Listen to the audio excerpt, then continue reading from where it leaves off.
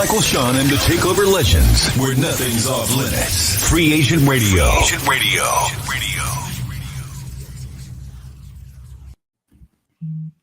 All right, y'all. Good morning. It's Free Agent Radio. Michael, Shawn, and the TakeOver legends.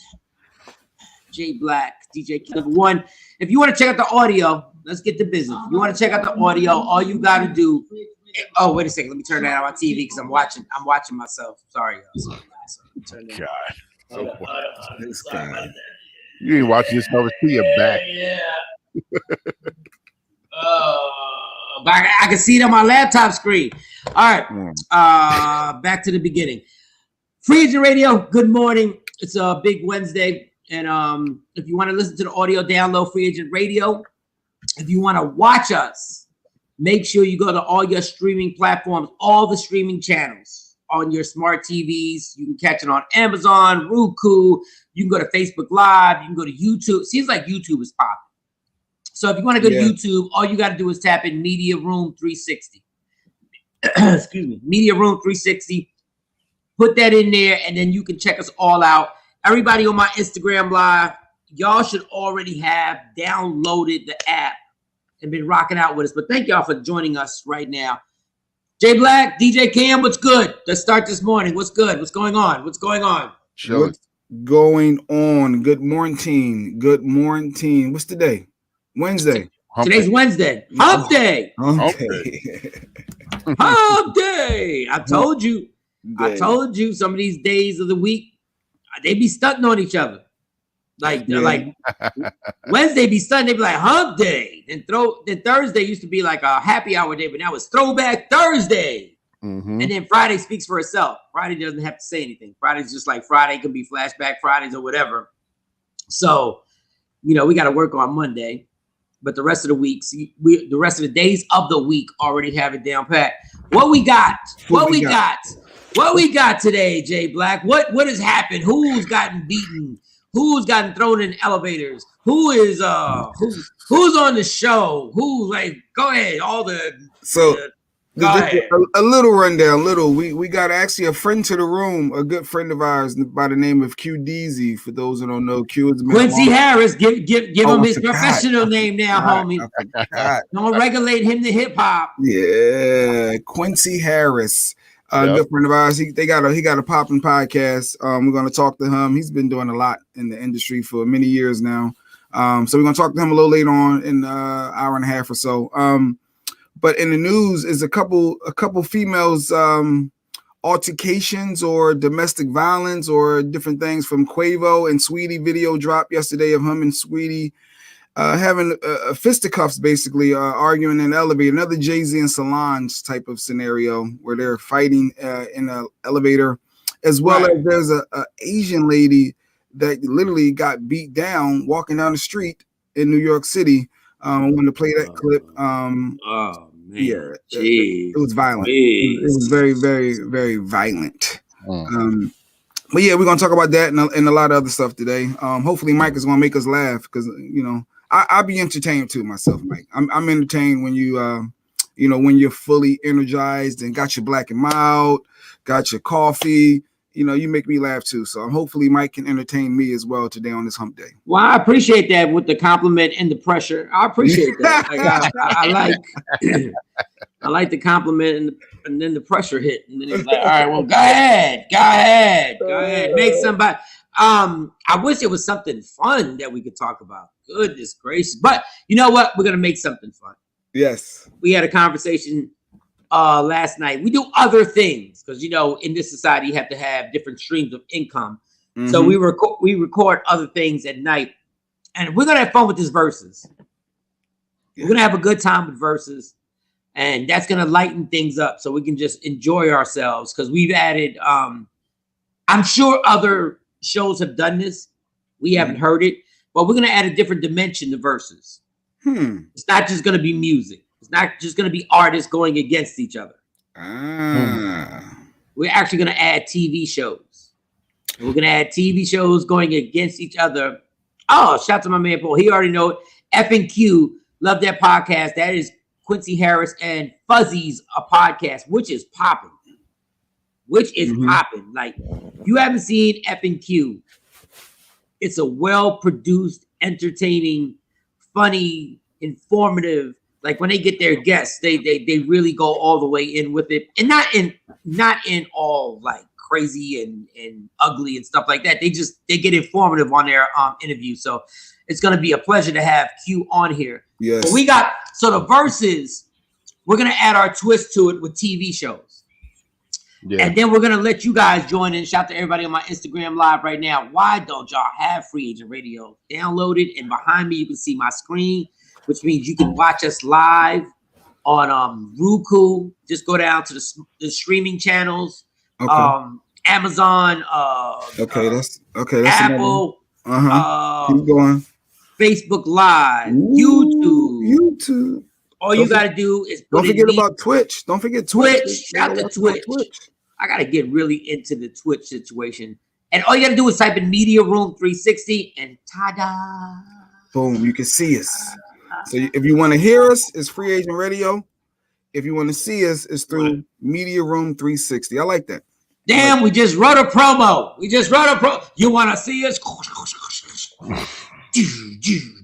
Download freeagentradio.com. You want to see us? Go to all streaming channels and just put in Media Room 360. Bam! Bam! Bam! Just like that. Oh, this Quavo and Sweetie thing. I saw the video. And you saw the video? I didn't see the like you said it, but now when you said it, and this is what I don't like.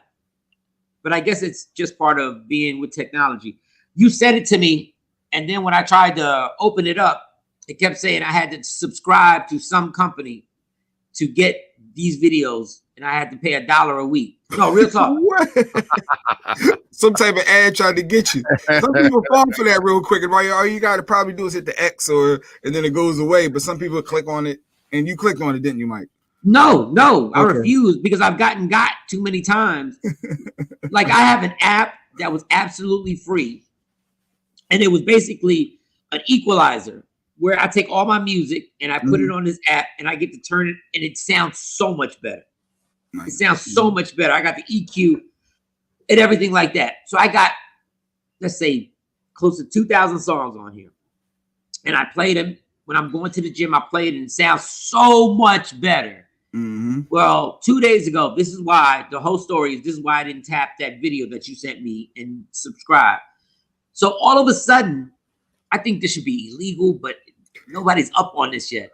When I go to tap the app that I paid for, that I bought, all of a sudden it says log in. I said, I've never had to log in. I just put my fingerprint on it and everything like that. Then all of a sudden, now they want to charge for the year $40 for the app. $40 to continue. Click here. So there's a yes and there's a no. Like, no, I'm not ready to do this. I hit the no. Okay. Charges me $40. No. Well, how was your credit card? Oh yeah, you one of them people. So you got your credit card already in there? Yeah, I pay my bills on this. Yeah. I pay my bills on my cell phone, everything like that. Oh, that's crazy. So they got me for $40. You boy, you mother. Oh, you not nice people. I'd have been on the phone with them, customer service. Somebody gonna give me my money right back. Ain't nobody to call with these apps. Yeah. There ain't no phone number. Like now I gotta go to my settings and figure out how to shut it, but they got all my music already on there. So now I would have to just go straight through Apple. And Apple, can y'all get the quality is fine, but I can't turn it up. Like it's just what it is. That's why I had to get the EQ app to make it sound better. Dog, the scams on top of scams on top of scams. And it gets you. So $1 a week sounds like nothing. Nope, it don't sound like nothing. It adds up. Like $1 a week. I don't care if it's just $4 in a month. In some months it could be $5. I don't care. They got me for $40 on that stupid app. He mad. Ken. He's still mad. Wait. On the front end, it was so great. Yo, it made my music sound so much better. Yes. Then once they charge them, that stupid app is dumb. And then, yeah. God, they got me. They got you. But the Quavo and Sweetie thing. So Yeah, Quavo's a rapper, of course. Sweetie's a singer. Everyone pretty much are familiar with both artists, and apparently they got into a fisticuffs or a disagreement, and it was caught on camera inside an elevator. Now, I did not see him, and this is why we're gonna need some ovaries on the show, because y'all not getting me. Y'all not getting me, because all I'm telling you is what I saw. I saw her push her into the elevator, and it looked like he tripped. Here we go. My question to that whole thing was, who was trying to leave? Who was trying to leave, and who was keeping someone from going? Like, to me, the struggle wasn't. I couldn't determine who was trying to do what. So someone was trying to leave, and somebody was trying to keep somebody from leaving. I'm going to be careful with this. I didn't see him. I didn't see him look malicious, but I don't know. I just saw somebody that was running to an elevator. I don't know what happened before the elevator. Before all y'all politically correct and y'all want to jump down somebody's throat, I don't live with them. You don't live with them, so nobody knows what happened before they got in that elevator. So I just want to say, all I saw was her running into the elevator. And all I saw was he either grabbing her to stop her, then she fell, and he almost fell over her. I don't know the whole story. And I want to tell all y'all people because I know Jay Black's ass. He already thinks he knows the whole story. I got it. I figured it out. Yep. You ain't figured nothing out. You're worse than everybody. Yeah, you're worse than everybody else who thinks they figured out the whole situation off of a clip in an elevator. No audio. I'm an expert in keep playing. Watch your mouth. I'm gonna tell you for your own good. Watch your mouth. I'm a Jay Black expert. And what did you see? And for my experiences in relationships like that are can be aggressive at times. How do you know that relationship is like that? First of all, this is why I'm trying to tell y'all. Y'all so quick to judge a relationship and think y'all know. And what was that thing behind the music? And you have no idea. It was the MTV thing. But go ahead, continue. Go ahead. You don't think that was the first time that they had a physical disagreement, do you? I don't know. Oh, come on. You could tell from the body language that wasn't the first time.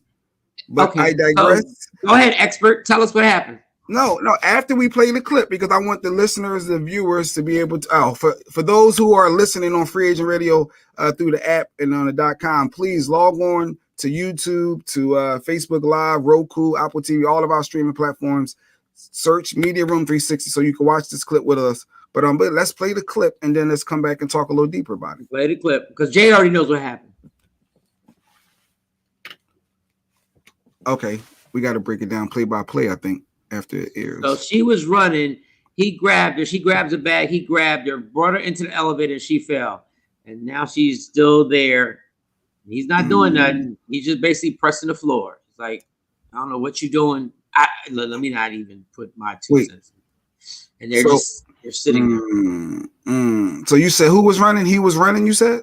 She was running, then he was running. It looks like he was running after her. Then the elevator door opens. He picks up the bag and he's like, girl, no, let me not do that.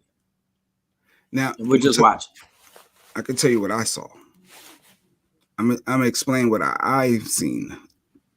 My interpretation. Go ahead, Jay, because you're gonna irritate the out of me. No, because literally when the video first starts, Quavo is actually in front of her and walked away. So obviously there was some type of verbal disagreement, and he was walking away. And then he noticed that she grabbed his Call of Duty suitcase, whatever was in it. They said it was just the Call of Duty game. I was initially thinking it was possibly some other stuff. But he came back to grab his bag from her that she was trying to take. And then that's when they scuffled with each other. And then in the process of him trying to retrieve that orange suitcase, he pushed her down, which that's what possibly would made her injure her leg as she fell back. But he was trying to push her off, but he did arm her. He did extend the arm to get her off of the bag. And that's how she got injured when she fell. And you see her, she just swung at him. And then he came back for the bag. If you just caught that, and then he swung her around, give me my bag back. But she swung right there initially what got that started. Yo, let me tell y'all. Let me tell y'all something. From a grown man who's been in a lot of situations. Mm-hmm. Let me tell you about these toxic relationships. Let me tell you how about getting into these confrontations with a woman. For every man out there, the first time you get into a serious toxic argument, break up, get away. And y'all ain't gonna want to hear that, because y'all think getting into these arguments is like a form of love. He loves me. Oh, we went back and forth and he no, leave. The first time the eruption happens, get out. I'm not saying I've taken my own advice. I'm just giving y'all advice. I'm just giving y'all people advice, especially y'all celebrities. There is no room.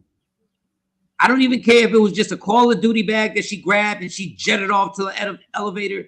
There's no place for that in your relationship. I'm just giving y'all heads up. Mm-hmm. Because what happens is now you're in an elevator and it's being videotaped and it's being interpreted by millions of people. Get out of the situation. Mm-hmm. Women and men. It's hard though, right? It's hard to get away. It's hard because we say it's hard because we all think that it's black or white. Something happens, you have a checklist, a bucket list. This happened. We got into this argument. It escalated to a 6. I'm gone. And I know black people and Hispanic people like, how that happens all the time. It happens all the time. It does. It does. Yeah. And guess what? We think it's normal. That's not normal people stuff. Normal people have a conversation on why you leaving. Well, I'm just leaving because of this. But why would you grab my Call of Duty bag? Like, what are you doing? Normal people would have never grabbed the Call of Duty bag. What? Because she knew that bag meant something to him. So, and that's when I leave you. That's when I leave you. Once you start doing things directly to do something, to agitate, and it goes both ways, men and women. Once I'm doing something that I know is going to irritate you and turn you up, that's the person you leave. But nobody wants to hear that because y'all think it's cute. Y'all think it's cute. You get on the phone with your girlfriends. Oh God, we was tripping, and we got turned up in a hotel, and we did everything, and then he did this, and then he did, and then the dude is like, "Yo, girl, be tripping. She wild as hell." And people say it's easier said than done. It's hard to get away. And Lucy, I love you for your comment. It's guess what? You have to go. We play too much. But I love you, Mike. You love me. I don't care. And people got to understand all that love stuff. Love will not, losing somebody you love ain't going to kill you. I promise. But it's going to darn sure hurt, though, right? Somebody you think you love. How about somebody that? you think you love. Mm. Because if all that's going on, there ain't no love there. I'm going to tell all you young guys out there, stop being B words and stop getting involved. And I've done it. I've done it. I'm telling you from a 50-year-old grown-ass man, when it pops off, get out. Women, when it pops off, get out. Because once it popped off and y'all have crossed that line, and y'all have, and thank you, Lucy, thank you so much for, and I get it. I did, and God bless, she said I did go, I jetted. Clap it up. Clap it up. Ain't nothing cute. Ain't nothing cute about that argument you got into in the parking lot at the Walmart. And it escalated. And then y'all still yelling at each other in the car. And once again, I am not the hypocrite. I have taken part in that nonsense. I have taken full part of that nonsense. There is no winning in that. A Call of Duty bag now has Quavo and this girl Sweetie all over the internet. And it looks ugly. When she falls in the elevator, it looks ugly. But did he intend for that, or was he just pushing her off? But this is what I'm saying. What the hell are you chasing her for an effing Call of Duty bag? Because it's my bag. It's my property. You're rich. Think about that, Jay Black. You're rich. I could defend my property, though. I mean, I'm not defending what he did, but I'm just saying I understand how the progression can build up to you thinking it's innocent. You think it's innocent, just trying to protect your stuff and get off me. But think of the common sense. I'm chasing you down for a Call of Duty bag. And now this is the result. I'm worth like $15 million. Minimal. He might be worth more than that. And I chased you in an elevator instead of going, goodbye. Or saying, you know what? If I really want to be that dude, just call the cop. My girlfriend just left with my Call of Duty bag and she ran out. And now I just want to. Now you're a punk. You're a guy calling on a girl. How often does that really happen, though? You keep being a grown ass man talking about being a punk. No, that's called being absolutely smart. Mm-hmm. I'm not chasing you, but everybody thinks this is some bad movie. It's just so somebody said, wait, you're 50? Hell yeah, that's what I said. Brown got it. Brown guy, I said 19, yes, I absolutely said that. Born March 2nd, 1971. If you go watch my relapse again, yeah, I'm not on the radio anymore. I don't have to lie about how old I am. Take that how you want it, whoever watches. But thank you. Yes, I am. I'm not on the radio, not celebrating my birthday. Okay, anyway, sorry, that was a sidebar. Okay, people, I'm talking both sides. Mm-hmm. It's not cute. And once again, I'm telling you this from experience on me being the instigator in that and thinking that that is cute to turn things into that argument and take it to that level. It always ends up bad. Always. It never turns out good. It's never no romantic comedy where it goes like, oh my God, can you make it? Yeah. Well, remember that time you ran out the hotel room with my Call of Duty bag and then I grabbed you and you fell down and the whole world saw what happened? Dog. But man, it's so tough to walk away. You make it seem like it's so easy in the moment. Dog, in reality, you know the reality is it is. It's just that we have no discipline and we are not shown this as we're growing up. I have a joke. I have this joke that I do on stage, right?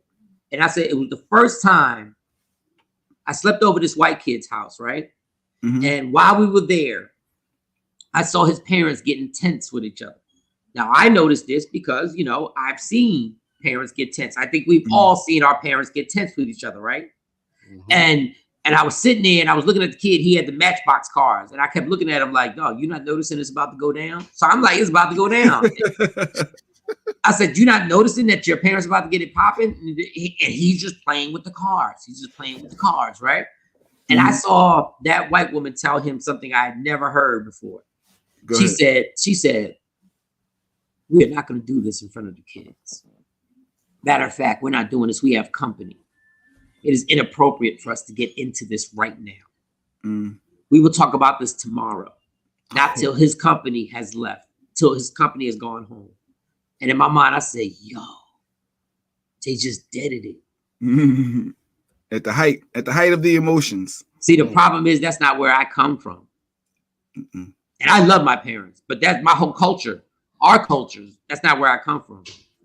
No matter where it goes down, it can go down. Go down. It could be an Easter egg hunt. We need to handle this right now. Let's get ready to mess up another public event. And we show off about it. We show off about it. We brag about it. 25 years of me opening my mouth and thinking that it's an appropriate time because I'm mad that I can say whatever I want. No, it's not. Yes, Lucy said it's hard as hell to walk away, but you can only take so much. Someone is going to get injured for real. Somebody's going to get injured for real, either physically or mentally, and you guys are going to unleash on each other everything that you want to say. It's not cute, y'all. It's the dumbest thing we do in our cultures. And I keep saying this. We promote people being hotheads. We don't promote people being reasonable. We don't promote people saying, if you want to go ahead. Oh, that's just not because you're so busy trying to win an argument that you don't get a check for. Don't get a check for it. You're so busy trying to win an argument that you get no points. God doesn't give you extra points. But pride and ego is what makes everybody want to win every argument. And I am a prime example of it. I'm a prime example. You may be wanting something there. I can see that because you want to get your point out by any means.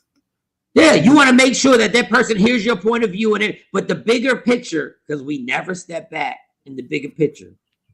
There's a bigger problem. There's a bigger problem. And somebody said, Erica said, straight ignorant. Yes. And guess what? We promote ignorance. We promote it. We glamorize it. We people who are ignorant get all types of love. That person goes all in no matter where they at. That person says whatever they want to say. Yes, the person is ignorant because you know what a real adult does? A real adult says, I'm not going to say. And once again, before y'all start jumping down my throat, I have not been the bigger person 90% of the time in my life, and I'm still practicing right now. That's why I'm trying to tell y'all 20-year-olds to practice now. Jay-Z was 50 when that thing popped off in the elevator. He came up from the same culture with Solange. When Solange popped off and Solange was defending her sister, and he was being what he was. He said it in his album. We just trying to tell y'all 20-year-olds, y'all want to really remove yourself from problems? Somebody gets mad and wants to leave, go. I want that thug, though. They want that thug in that relationship. They want that guy that's going to protect him, protect her, and not be scared. And they want that, right? Yeah. Shit, man. You want a roughneck. Remember the song? Our culture is so screwed up. Oh my God. I need a female to share a story. I wonder if Shawnee got a story. You want that hothead who'll protect you from the other people that are. First of all, where are y'all at? Where do you guys hang out at that this man has to protect you from danger? Like, what Red Lobster are y'all going to?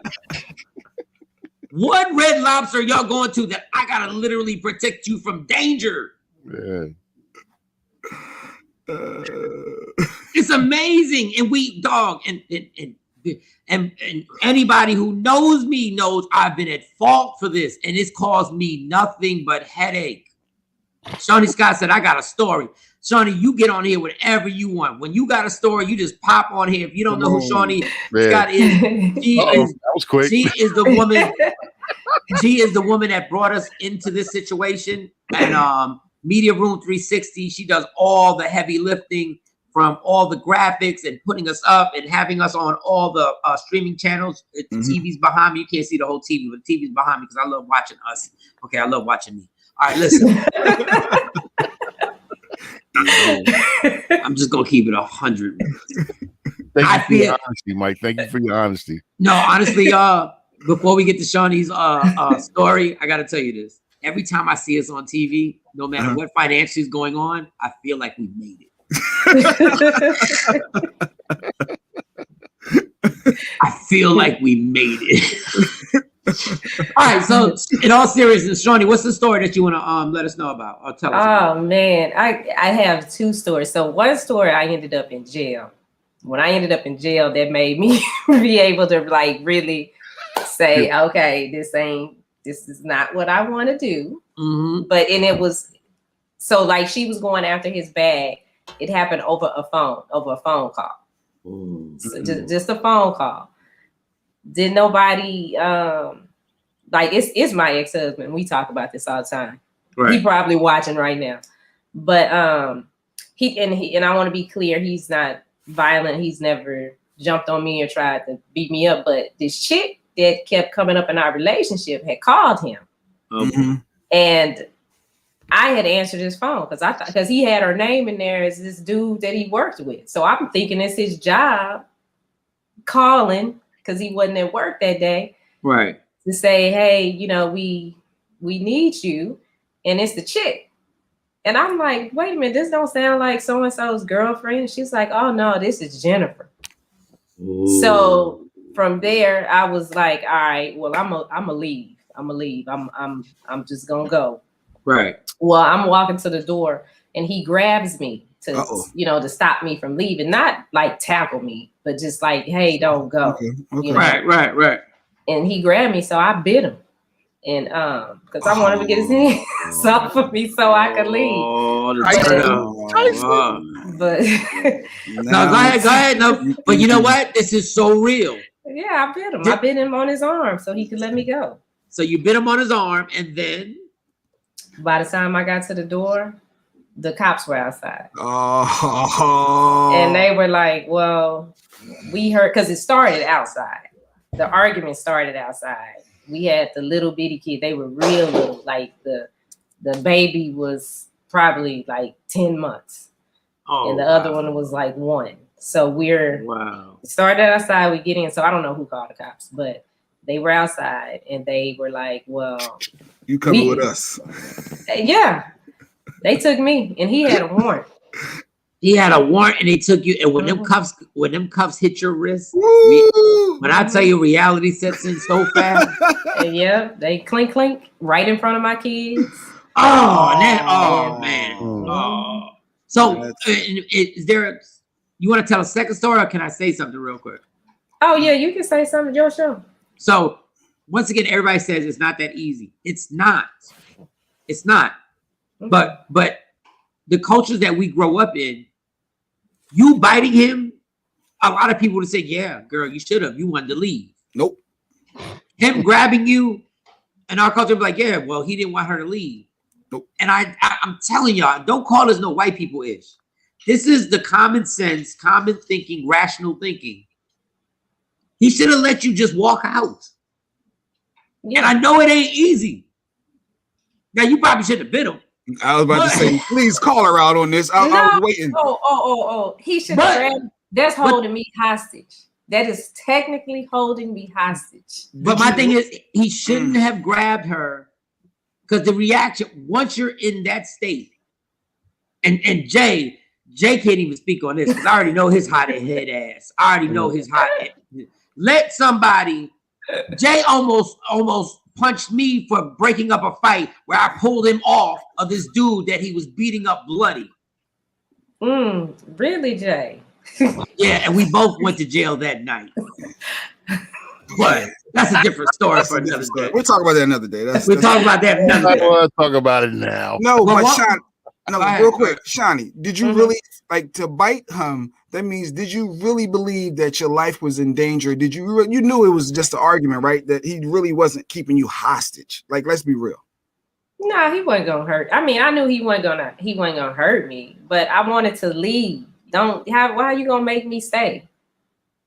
If I'm saying just let me go, and that was normal. When I get upset, let me get in the car, drive around, cool off, come back. That was the first time we had an argument in front of our kids, and then he has 2 boys. So by that time we had been together about 8 years. So that was the first fallout in front of some kids.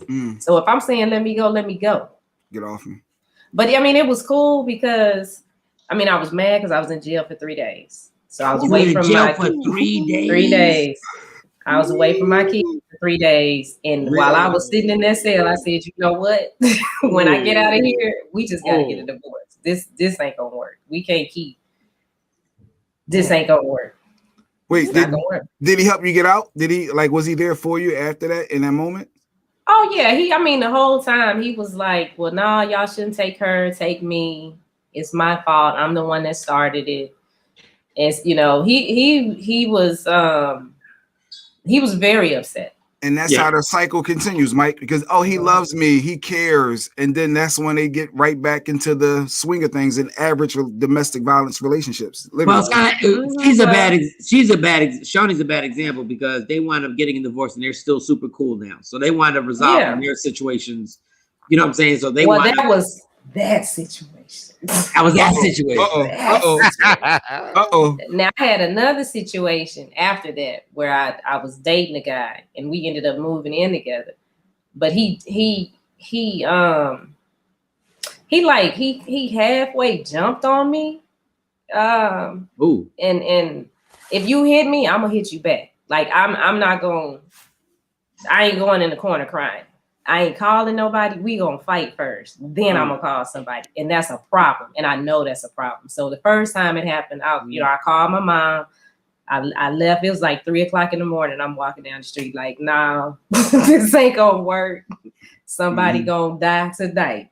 So, but I stayed with the dude. And then like 6 months later, he did it again. He did it again, but this time, and he's law enforcement. So he done put me in a police hole and everything. And so once I got away from him, I didn't fight him. I just got my keys, left, called the cops. But I didn't put him in jail. I just said, hey, if y'all can just stand there while I get my stuff and my kids' stuff, then it'll be cool. I didn't put him in jail. And that's the problem. Man, there's so many problems. And you know what's funny? Shawnee's one of the most responsible people we've ever met. Yeah. We've only known her for a short time. She's responsible. She's professional. But I promise you, like, it almost is like we have been raised in these cultures that stuff like this is acceptable. And it puts so many people in different, it puts the woman in danger, it puts the man in danger. And it turns something that normal folks who are just rational at these moments and go like, we're just going to have to agree to disagree. So if you want to leave, go ahead. Well, you get it from your, like, if people would be real. Yes, you know, please say it. Yep. Our grandmas, you know, they tell us, oh, you know, it happens. And, you know, like with that one, don't put him in jail. That'll mess up his career. And, you know, and after you go through it, then it's like, man, forget his career. What about me? Because now I got this dude stalking me. I'm having to take like that made me end up taking my kids to the gun range. Now they know how to shoot a gun because this person is saying, oh, I'm gonna kill y'all. I'm gonna kill y'all. We run and live in hotel to hotel. I'm like, wait a minute, this got to stop. What kind of stop. But what was the end result? Like, how did you wind up being okay after that situation? The last hotel that we moved to, I called law enforcement because he would always find us. Call law enforcement. And the guy, that officer said, if you have like text messages and stuff from him, put it on Facebook. Put it out there so everybody, because I didn't realize that I'm still protecting this person. I'm protecting me and my girls, but I'm protecting him by not just saying this happened. I did that. I called the state and let them know what was going on. I sent them all the recordings, everything. Then, and there was 2 other people that I talked to, my little brother, and then another person that's, unfortunately, they passed, but they were in law enforcement. And I don't know who got to him, but after that, it stopped. So there's a lot of layers to this. Just the devil's advocate, Mike, I'm not thinking this, but I'm thinking for those who may say, well, what role did you play? I know it's no excuse for anything, but is there any fault in someone inciting someone? In the last situation, it wasn't like there was like I didn't incite him at all. Like I have a recording of it. He was upset with his mom and jumped on me. So it was just some mental issues there.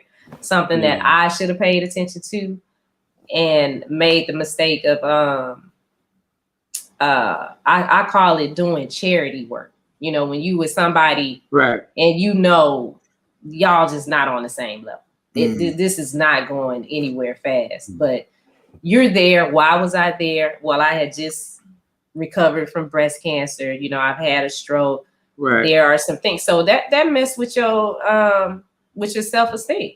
So you start thinking, okay, well, this is what I gotta do if I want to be with somebody because it's gonna be hard, you know. And people tell you that, well, you have all these scars, and ain't no man gonna want to look at you, and it's a lot that you go through. But then once you get popped upside the head, good one time. Well, for me, I was like, okay, I'm good. I'm good.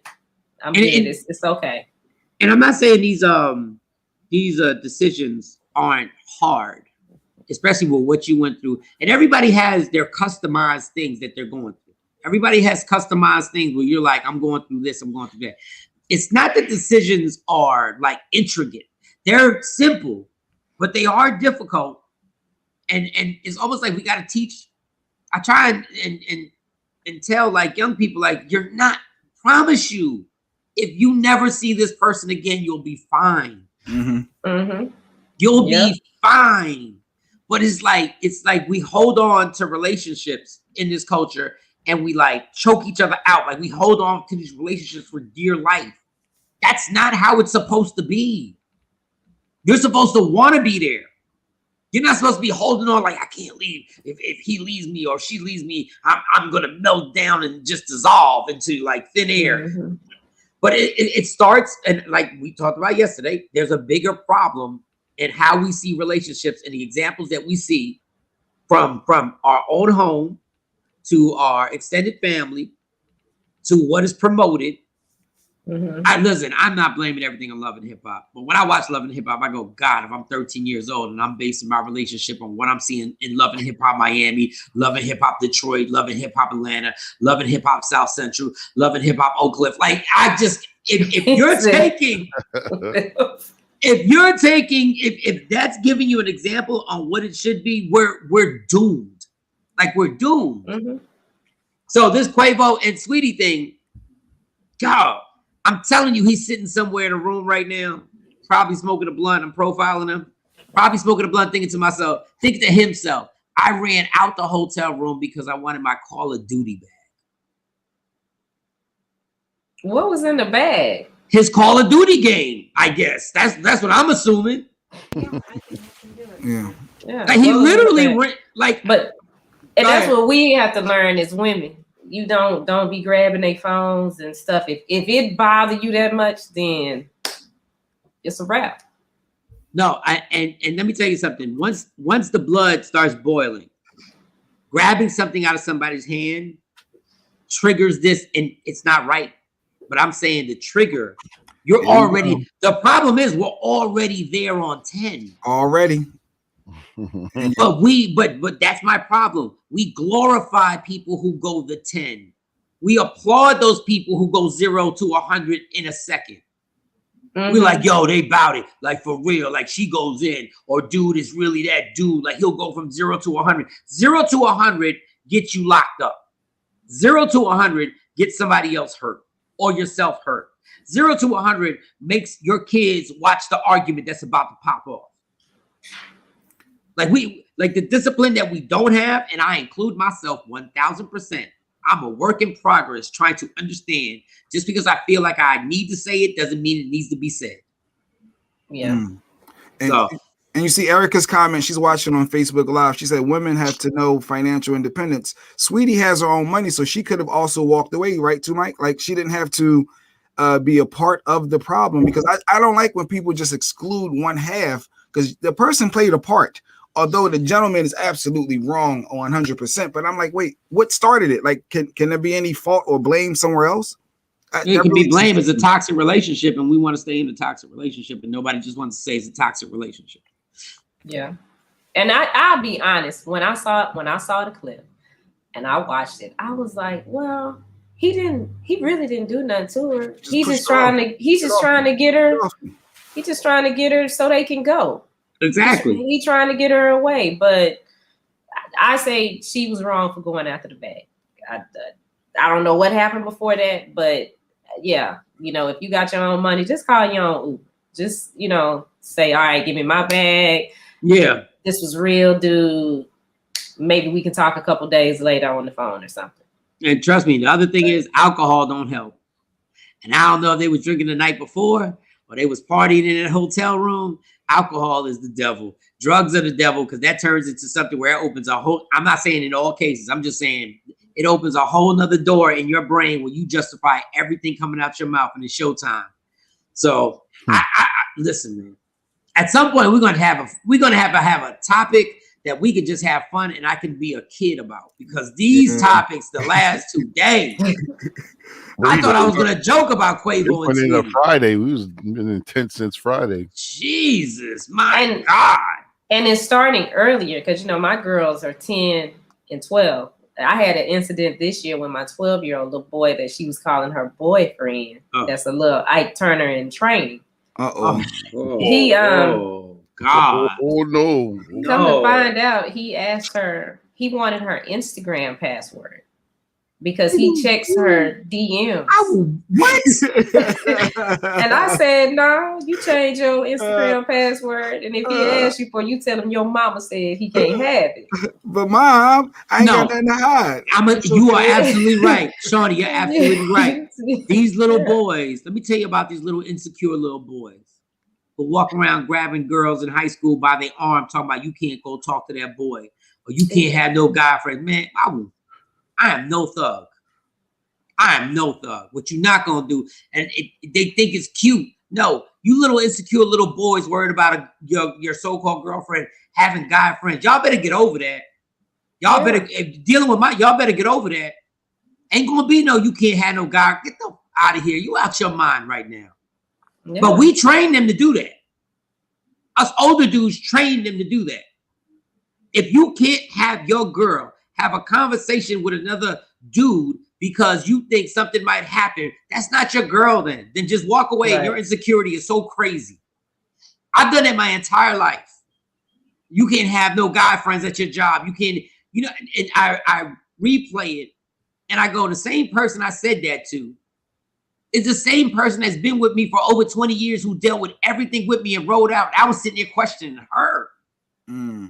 Those are my insecurities. Those were all my insecurities coming up. That's it. He's having a moment. This. Because you see these little boys thinking that they control. You ain't controlling nothing, dog. You controlling your little hallway, and you're like, oh, she was talking to dude. They came out of biology. So shut your ass up, you little insecure little boy. I can't help it, and I'm not saying in all cases. I can't help it if that's how your dad brought you up. And listen, I love my dad. Me and my dad are best friends for real. Like me and my dad just spent like all day yesterday just driving around and talking like two little teenagers, right? But that was my dad's culture. That's how my dad came up. You're not gonna have no dudes that you're talking to. You're not gonna have no dudes that you're having conversations with. So that's what I grew up with. It's dysfunctional. Yeah. It's dysfunctional. To have that type of insecurity. Like I don't need your password. Not a little boy. That's a whole different story, Shawnee. So I'm not even bringing the little boy. He needs counseling. But in real life, I don't need your password. If I really need your passwords, if I really need to have every password you have, what are we doing together? Like, why are we here? So that's just me, and we gonna joke and we gonna keep it moving. I think did Joe Claire just pop on my Instagram live? Is that Joe Claire for? That's not Joe Cleasy. Joe Cleasy? Joe Cleasy, man, my dude. What's going on, Joe Claire? Oh my God, all right, sidebar. Joe Claire is one of the funniest dudes I've ever seen on stage. It has one of the most amazing jokes that I don't even think he does anymore. About I am Malcolm X. I'm gonna ruin the joke, so I'm not gonna do it. Joe Claire and everybody knows him from hosting Rap City, repping DC. He does a morning show out there in DC right now that's super popular and super successful. Man, Joe Cleasy, Joe. Let me tell you something, Joe. If there's any way we can get you on this show, Free Agent Radio, download the app or check us on our streams. Media Room 360, Joe Cleasy. All right, I need a black and mild break, y'all. It's gone too far. I need a black and white. Shawnee, thank you. You're welcome. But I want to get you on here where I can make you laugh. Yes. Jesus, like because Shawnee, I didn't even know she's not the one to F with. I had no idea. A little Mike Tyson there. She like biting people. I don't know. Damn. Yeah. Unfortunately, my girls will tell you that they told their friends because the little boy had a little girl that was supposed to jump my daughter. And she was like, my mom will go from 0 to life with no parole real quick. No, real talk. And behind my kids, I will. I had to call his guardian, his grandmother, because he doesn't stay with the mom and dad his grandparents raised him. I said, listen, y'all need to get that little boy because he's not going to have nobody trying to fight my daughter. This little boy getting people jumped and having DMs. You just stop waiting to man. Listen, boy, you make it tough not to get another 12-year-old to beat your ass. Like you make it so tough. God. Jesus, man. All right. Let's take a Black and Mild. I'm gonna take a black. I said let's like we all gonna go out and smoke a Black and Mild. It's just gonna be my ass. Yes, Mike. Everybody on my Instagram live, man, stop playing. Download the Free Agent Radio app. Check out the morning show and go to all the streaming channels and the streaming platforms: YouTube, Facebook, Amazon, Roku. There's everything. If you got a smart speaker, I learned that from white radio stations. If you have a smart speaker, just say Michael Shawn. Oh, just say Free Agent Radio, and the smart speaker will be like boo-doo-doo-doo. And then and then I'll tell you what the smart speaker. When we come back, I'm gonna tell you what I found out. My kids are spooked out by the smart speaker because they asked the smart speaker a question, and the answer, they have unplugged her.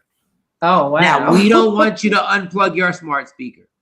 But when my kids use her, they plug her back in. And they said, Dad, when we're done with her, we unplug her. And when I tell you what this heifer said to scare my daughters. Uh-oh. All right, y'all. It's Michael Shawn and the TakeOver Legends. We'll be back in a few minutes. Y'all, it's Michael Shawn from Michael Shawn and the TakeOver Legends. And just in case you missed the show, check this out. Y'all can't bamboozle this heathen. Y'all can't bamboozle this heathen. I know what goes on. Michael Shawn and the TakeOver Legends, where nothing's off limits. Free Agent Radio. The past ain't nothing but the gym. And what I mean by the gym is I use their equipment to make me better. If a pastor says a message and it inspires me, I don't care if he's having a threesome right after church. All I was there was to use you for inspiration. And you pay your tithes. And I'm not paying no tithes. So you can kiss my non-tithing ass. So I've heard that over all the years you must pay your tithes. So where did that come from? That's some propaganda. You're going to give money to and they say you got to give the money to the Lord. The Lord ain't seeing you got direct deposit to the Lord. Michael Shawn and the TakeOver Legends, where nothing's off limits. Free Agent Radio. I was always funny. I was always the funniest kid in the room, the funniest teenager in the class, and the funniest adult. Back then, I didn't even know that this would be my career. It was my protection. Funny is what got me through every trauma in my life. Every person I lost, every fight I lost, every girlfriend I lost. Funny always got me through these things. It was the one relationship that I knew I can't live without this one. I need funny. I gotta make people laugh. I gotta take away their anger so it won't be directed at me. And that relationship was so important that it literally turned into my job. And I thought, this is the end all, be all, be funny. Until I met alcohol. When I met alcohol, that relationship took over. I can only explain my relationship with alcohol like a toxic relationship. And we see it all the time. There's a person, let's just say it's a woman who has a bright smile that lights up the room, who has all the energy in the world, and everybody loves this woman. But she's in love with this toxic man that brings her nothing but pain, brings her violence, brings her this sadness that she can't compare to anything else in the world. But even though that man brings that to her, she can't find it in her mind. She can't even fathom living without this toxic person. That is my exact relationship with alcohol. We the Worst Records, baby. We about to create a perfectly horrible song. Y'all know I've been in the gym, and now all I wear is tight shirts, tight shirts, tight shirts, tight shirts, tight shirts. Yes, I do. Marcus Shawn wears tight shirts every day. I wear tight shirts cause I'm working out some. And if I wear the right size, you won't see none of my little cuts in my arms or whatever. Short sleeve tight shirts in any type of weather. People talking trans when they see me in the street. Your shirt's so tight, we can see your heartbeat. Man, clown me if you want, I'm sticking to my guns. And when the summer comes, it's gonna be fun. You can crack jokes and treat me like a jerk, but one day you'll see my six-pack right through my shirt. And even if I wanted to, I just can't stop. I just might rock an Ezekiel crop top. Whoa. What? Did I take it too far? What? Yes. Whatever. Tight shirts in the morning at work and when I grieve. I even wear tight pajama tops when I sleep. Tight shirts. Tight shirts. Tight shirts. Yeah. Tight shirts. Come on. Tight shirts. Come on. Tight shirts. Come on. Tight shirts. Every day. My son wears tight shirts. To the gym or wherever. tight shirts. Tight shirts, tight shirts, tight shirts, tight shirts, Michael, Shawn, and We the Worst Records, Pluto, Aristotle, and P Skills have just destroyed or created another perfectly horrible song. Yeah. Check out the next single, Grown Man Wearing Skinny Jeans.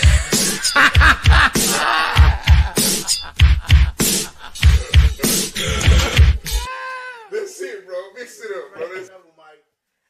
Michael, Shawn, and the TakeOver Legends, where nothing's off limits. Free Agent Radio.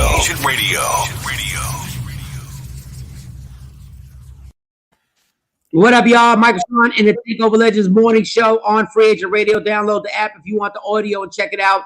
Yell at that smart speaker, and she'll put it right on. And also, if you want to watch us, all streaming services from YouTube to Facebook, it's Media Room 360 to your smart TV, the Roku, the Apple, the Amazon, the Fire 6. Y'all can get it on there. Go to your streaming channels and check us on there live. So my family was upstairs in our home and they were talking. Okay. And my kids are very big on this zombie apocalypse. Oh, here you go. I already see where it's going. No. I already see where it's going. They are big on this. Zombie apocalypse. Like they watch all the zombie stuff. The crazy thing is that at first I used to just laugh it off. But then the way the world's going, I pay more attention, but I still try and giggle it off, but I still pay attention, right? Mm-hmm. So they got a plan. They got a plan how to beat the zombie apocalypse and what needs to be done and all this other stuff. Good morning. That's Shorty Do Up. Good morning. Yes. Yep. Mm-hmm. They're sitting there upstairs and they're talking, and Stacy's talking. So it's all four of them. It's the vagina monologue, just going all the way in. They zombie. What we're gonna do for a zombie apocalypse, and all of a sudden, the smart speaker pipes up and says, "Location 6148 North Normandy Drive," and it's a location that we used to live at. Oh, out of nowhere. And they all freeze. Like, oh. Don't freeze up. Y'all got a plan. And then I don't know if Stacy, I don't know if Akela, Autumn, or Armand, they went down and they unplugged her. They unplugged her. They got so nervous that they said, you know what? Nah. What?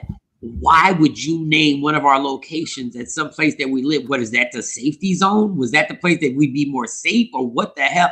So then Monty tells me, I think it was like 2 days ago, she's like, I don't even know why they asked her. Like, Monty was like, she asked her if, are you in a relationship? I don't know what they were playing. I don't know what they were doing. And the smart speaker, and you know who she is. I just don't want to say who she is because she's plugged in right now. So I don't need her to pop up and spook us out. And the smart speaker just says, I am not in a relationship right now. I cannot be in a relationship till year so-and-so and so-and-so, and until we're all in Mars or some crazy stuff like that. Dog. First of all, the fact that we know, the fact that we actually know that these speakers are listening to us, they're listening to us Our cell phones are listening to us. Listen, when we first started doing our original morning show, we were on the Zoom link, right? Yep. And we were doing Zoom. Yes. Then all of a sudden we started talking and having conversations about StreamYard. Yep. Which is another one, right? Mm-hmm. The minute we started talking about that, every day on my Instagram, I get advertisements for StreamYard. Yeah, where it wasn't there before. It wasn't there before. Yeah. Never existed until. And I know this ain't nothing new. I know everybody has talked about this. The scary part is that we've accepted it and we're cool with it. Yeah. And no matter what we say on these cell phones, no matter what we say around these smart speakers, they are monitoring us for real. Dude, no way. I can say I need 2 rear tires for my car. I promise you, I need, listen, watch. I'm going to say, I'll keep my phone right here. I need tires. Tires, Mike? I need tires for my car. Watch. I will get nothing on Instagram. Firestone. Michelin. 30% off. 30% off. Buy 3 tires, get 1 free. Yeah. So yeah, because that's the funniest thing I saw that Instagram. Why don't we ever buy all the tires at the same time? Like we always just get, no, give me 2. No matter how much money we have, we be like, yo, all your tires are bald. No, how much is 1 tire? Yeah, how much is 1 tire? And I put my spare on the other one. No, we're so comfortable with this. We're like comfortable with being with the fact that we're not only comfortable, but we buy more stuff that can actually monitor us. Like we buy more stuff. Like those little, remember them watches, the Apple watches? Now my Instagram's gonna have a gang of Apple watches. Jeez, man, shut up, mind your business. The Apple watches, just another way for surveillance, another surveillance tool. GPS, another surveillance. Let me tell you how dumb I am. When you do your GPS, right? And I do Waze, right? The Waze, that's my favorite GPS because it gets me the shorter ways, which is funny. Shorter ways. Tells you where the cops are at too. It tells you, police officer. No, Waze is funny because Waze will say, there's a cop in 0.3 miles, right? Mm-hmm. So you're driving, and then as you pass the cop, they ask you a question. Have y'all seen this? The question comes up and it says, is the police still there? And you got to actually answer it like, yes. So you can let the other people know. I'm like, this is crazy. Like I'm actually adding information for the people behind me. How are we cool with this? Like, how are we okay? Like young people don't understand. When we were young, there was a thing called Shorty I said, turn off my location all the time and turns on by itself. See, you turn off your location and all of a sudden you locate. No, heifer. No, we turning this right back on. Like this is a school. So back when we were younger, there was a thing called Big Brother, and they actually wrote a big book about Big Brother. That's so stupid. They wrote a book where they said years ago in the 80s that we were going to have surveillance and we were going to be watched at all times. And everybody laughed at it. What'd you say, Cam? Big Brother's watching. Yeah. Big Brother's watching. So everybody laughed at it. It was this huge book. It was like a novel, and it was like 600 pages or whatever it is. And everybody's like, giggle, giggle, laugh, laugh. That'll never happen. Now look at us. Yeah. Mm-hmm. But we can't live without it, right? I love the fact that I can say, turn off my lights or turn on this bedroom, or we're hooked. Anything that makes us lazy, create something that makes people lazy and you'll win. You got to change it in the settings to turn only while using the app. Jasmine, thank you. Do you see what we got to do now? And that's why I was in a lift and he was driving and it was this white dude. He had this beard. It was a typical thing. And the white dude was like, we got into a conversation and he pays big money to go on this like quest that they go on so he can be off the grid. And he said, you know, the government is trying to make it illegal for you to be off the grid, which means nobody has contact with you. So he spends a few $1,000s a year to go off the grid for like 2 weeks. And they have no phones, they have no technology, and they go to different locations, and they always have spots where they can actually use landline phones to call whoever they want to call. This is how crazy this has gotten. All right, let's have fun somehow. Let's have some fun. We got a guest coming up in like 20 minutes, but let's have some fun right now. Oh my God. Yeah, turn it on. Hey, Come on, Alexa, Mike. you okay with what we're talking about? No, I want to play too much. See, No, now I you want to play playing. too much stuff. Oh, you heard that? I heard that. For all my people watching on Facebook, hit the like button. Jesus. For those on YouTube and all the other live streams, thank you for watching. Free Agent Radio is the way to listen. Yes. I'm not playing. All right, Jay. So something has to be fun out there. There's got to be something we can talk about that just, oh my goodness gracious, man. Oh my God. Ask Alexa. No, I'm not asking to shut up. He was talking about them verses. That was funny. Oh, the verses. Yeah, we expanded the verses, and we thought, first of all, we thought, okay, me and my mood swings, I got kind of bored. Like, I like verses a lot, and I really applaud Timbaland and my man Swiss Beats for creating something so monumental during the COVID and then selling it for mega bucks. God bless them. Somebody tried to say, Swizzy and Timbaland are sellouts for selling it. What are you talking about? Let me tell you something right now. I said this last night when we were talking, guys, and I'm going to say it again. Did somebody offer us $60 million for Free Agent Radio? Just 60? Yeah, just 60. Hold on. You hear this noise?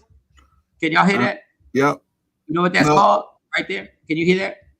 Yes. It's real light, yeah. You heard that? You know what that's called? That's called I will tap out. Oh. $60 million. I will talk to you bastards 3 times a year. Don't call me. Don't talk about, yo, Mike, there's a comedy show. Shorty Scott says sold. And let's just make believe. Let's just hypothetically, not make believe, let's put it in the atmosphere. Let's just say we want to buy Free Agent Radio and Media Room 360, and we'll give you $80 million. I'm like, Now I think we can get to that 100. We can get to that 100. There goes Cam. There goes Cam wanting to negotiate. I ain't negotiating. Jay, you with me? I'm trying to figure out, is this after taxes? Because taxes will eat a lot of that money up. No, that's where the negotiating start, Jay. We can tell them 100 after taxes. I think we can get it. Let me tell you something. Y'all going to negotiate. I'm like, how much will you give me for my shares in the company? Just tell me how much. Shawnee Scott, Cam, and Jay be like, y'all go to negotiations with him. It's Michael Shawn. Y'all be like, where's Mike? Where's Mike? And the company be like, sir, he's already sold the Yes, it is. He did a Jay-Z. He cut his own deal. From what we heard, he's on the beach right now. Let me tell you something. I will never wear shoes again. I'm going to be living on the beach. I'm going to be Russell Simmons. I'm going to be the Puerto Rican Russell Simmons. I won't have shoes, sneakers. I will be walking around just my feet touching the sand. I am gone. I don't give a damn about being famous anymore. I used to really want to be famous. I wanted to be famous so bad. I like fame is such an intoxicating drug, but what? I'm gone. I'm out of here. And we're talking about 50 million, 80 million, 100 million. Dog, call me whatever you want to call me. Tell me you got $10 million on the table. Pew, I'm gone. And Jay be like, what the taxes are? And do you know what we're here about? What? Everyone to be hear that story about Michael Shawn. Remember Michael Shawn, whatever happened to him? And they were like, how do you blow through $10 million in 3 years? It'll be just like the TLC story because you'll blow through it. Nope. Absolutely, you'll blow through it. No, I will not. Dog, when I was rocking, the only reason I bought a new car, I had a Mitsubishi, a 2015 Mitsubishi Galant, one of my favorite cars I've ever had. The only reason I bought a car is number one, because I got intoxicated. Number two, because I dented up the Mitsubishi Galant and they told me it was going to cost like $5,000 to fix it. I would have kept that Mitsubishi Galant with that $215 car payment forever. My lifestyle is so not rich. I calculated. I wrote down what my lifestyle is at where I'm super comfortable. My lifestyle, literally, I'm talking about the apex of me spending money. The only thing I'm really spending big money on is really going to sporting events. That's my thing. Like me and my dad being front row at the boxing matches and the boxing fights and going to like playoff NBA games. At the apex, all I need is $250,000 a year, and I'll do everything. That means the family goes on vacation twice a year. Mm-hmm. No, we ain't got a fleet of cars. Stacy got a dope car. I got a dope car. That's it. I don't even need a dope car. I'm talking about my dope car is like I done pushed it and spent $50,000 on it. Like that's my dope car. That's like I'm not Lamborghini it. I'm not 4-door Porsche it. I'm not what's the other one? Ferrari it. I'm not what's the Tesla? I'm not Tesla in it. I'm dope. I'm gonna get the hottest Honda Accord that's out every year. Honda Accord. I'm getting the year before, like it's 2021. I got the 2022 Honda Accord. And you know, Honda Accord, they'll be changing the shape. So sometimes the shape be the same the next year. Yup, I just got the brand new one. I just got a special color. That's all I need. $250,000. That's all I need a year. And I'm good. Okay. Sounds good. Okay. So that means $50 million. I'm good for 3 lifetimes, dog. I'm good for 3 lifetimes. I'm in the afterlife and I still got money in the bank. I'm in the afterlife. You got to be kidding me. Jay talking about worry about the taxes. I'm out, y'all. It's going to happen. It's gonna, because I know Shawnee down. 100 million? Dog, just say the word 100 million. There will be no negotiations. There will be no, I would just give me the after taxes is 50. Then we got to split it. Yep. Break it down. Everybody walking away with 2.5 million. I mean, I'm saying. I don't know where you got that math from, but okay. Y'all funny. I don't know where that percentage came from. I don't know. If we start that high, then it get low quick. Boy, that money be going somewhere. But everybody forgets. So let's say we split 50 million. Mm-hmm. We do it 3 ways. Let's see. Hey, Shawnee, Shawnee Scott, can you do the math? Because my math skills, I have a sparkling personality. My math skills is not where they should be. I'm just gonna let you know right now. Why do we have to mention the personality when the math came up? Because I know my strength. I have a sparkling personality.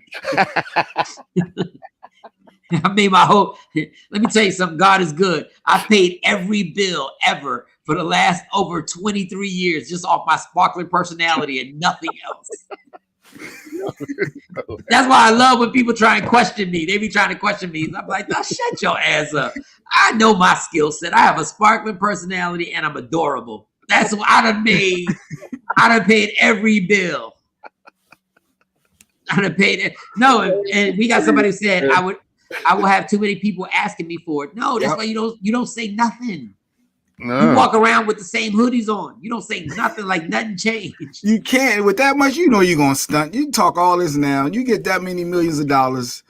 It's $16.5 million for each of us if we split that. Can't talk about 2 million. What type of GED math was you doing? 16.5 million. Now, just think about this for a second. It really breaks down to 8.5 million. It depends on how you do your taxes. Everybody says half. It depends how you do your taxes. It depends if you have an LLC, if you have a company, and all that stuff. But just answer now. So it's 8 million. Let's just say it's 8 million after the 16 million. It's 8.5 million, right? 3 ways is about 8.3 million. Okay. All right. There we go. Now the reality's settling in. There you go. Start right now on what you're making. Mm-hmm. Start right now on what money's coming in. Yeah, and ask yourself, how long would it take to get to $8.3 million? I'm getting there. No, if we really keep it real, if we go the way we're going right now, if we really keep it 100, never. Wait, you got to carry the one. Carry the one. You can carry the one. You can carry the one. You can draw 4. You can skip. Draw 4. You can change the color. Now we playing Uno. It turns into a board game. Oh man, that's like I guess we can settle in on that 8.5. Yo, dog. Yeah, we can make that happen. That 8.5, you won. Like if I tell my parents that I'm about to take this job and they're about to pay me $8.5 million. Guess what? My dad would just clap and be like, "You won. You won. You did it, son. You did it." That's funny. Adrian on Facebook Live said, "If you do your taxes like Trump, you'll be good. You'll be extra good." I know that's right. That's funny. You'll be extra good. That's funny. Y'all keep hating Trump. I listen. I'm not a Trump fan. I am not a Trump fan. He's the only person. He's the only politician I've ever seen to keep it 100, like all the time. Even when he lies, he keeps the lie 100. He don't even try and do it politically. That dude, when them taxes finally came out, he was like, "End." He literally said, "End." So, what you want me to do? That's how it turned out. Yeah, that's what the system. 8 million. I'm never looking back, investing 5 and living off the investment. And Paul, God bless you, because I don't know how savvy you are with that comment. I don't know how investment savvy you are, but I love these basketball players like Anton Walker of the Boston Celtics, who blew like $300 million because he wanted to invest. Let's sometime. And Paul, this has nothing to do with you because you probably business savvy. To all you people, the way you made the money, keep doing that. You're a basketball player, right? You were not a businessman. Some of y'all turned into businessmen. You were not a businessman. You ain't getting in the league because you were a businessman. You don't know nothing about business. They got to start their rap career and their music label. What are you talking Hell about? no. We ain't doing none of that. And he had a big entourage too. They said he spent a lot of that money, everybody going where he went, first class and all that nonsense. Tell you, man. That's why I stopped paying for Jay. I stopped paying for Jay when he hung out with me. I stopped paying for Jay Black. I love it. Mike would put that credit card down every single time. I'm like, yeah, okay, Mike, how many drinks we getting? Wait, I was part of the problem. Wait. Yeah, that's why I had to cut you off. I said, no, that's why we adults now. When we go out, I'm like, nah, dog, you want a mozzarella stick? Pay for it. No, that's when I dip out, go to the bathroom when the bill comes. Mike always put the card up. But the drinking, I was part of the problem with the alcoholism. I just had a revelation. You weren't. I hate when people say that. You weren't part. You take too much credit. Oh, okay. Like people around me take too much credit. Like even if, let's say you didn't drink, you think I wasn't gonna drink? That's true, and that's why I joined you. I said, yeah. Who am I to stop him? He's gonna drink regardless. Why not partake? You might as well. And who is like? And you can say it like, who is a dumbass who's gonna drink his life away? Like who does that? And it was me. I raised my hand.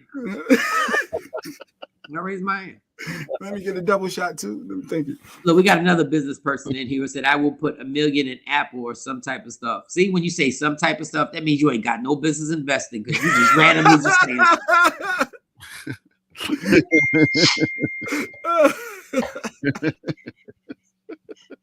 you just randomly saying stuff. And some type of stuff, I don't know. Bitcoin, I don't know. I'm playing. I heard GameStop is popping. I'm investing in GameStop, and I'm. No, that was a month ago.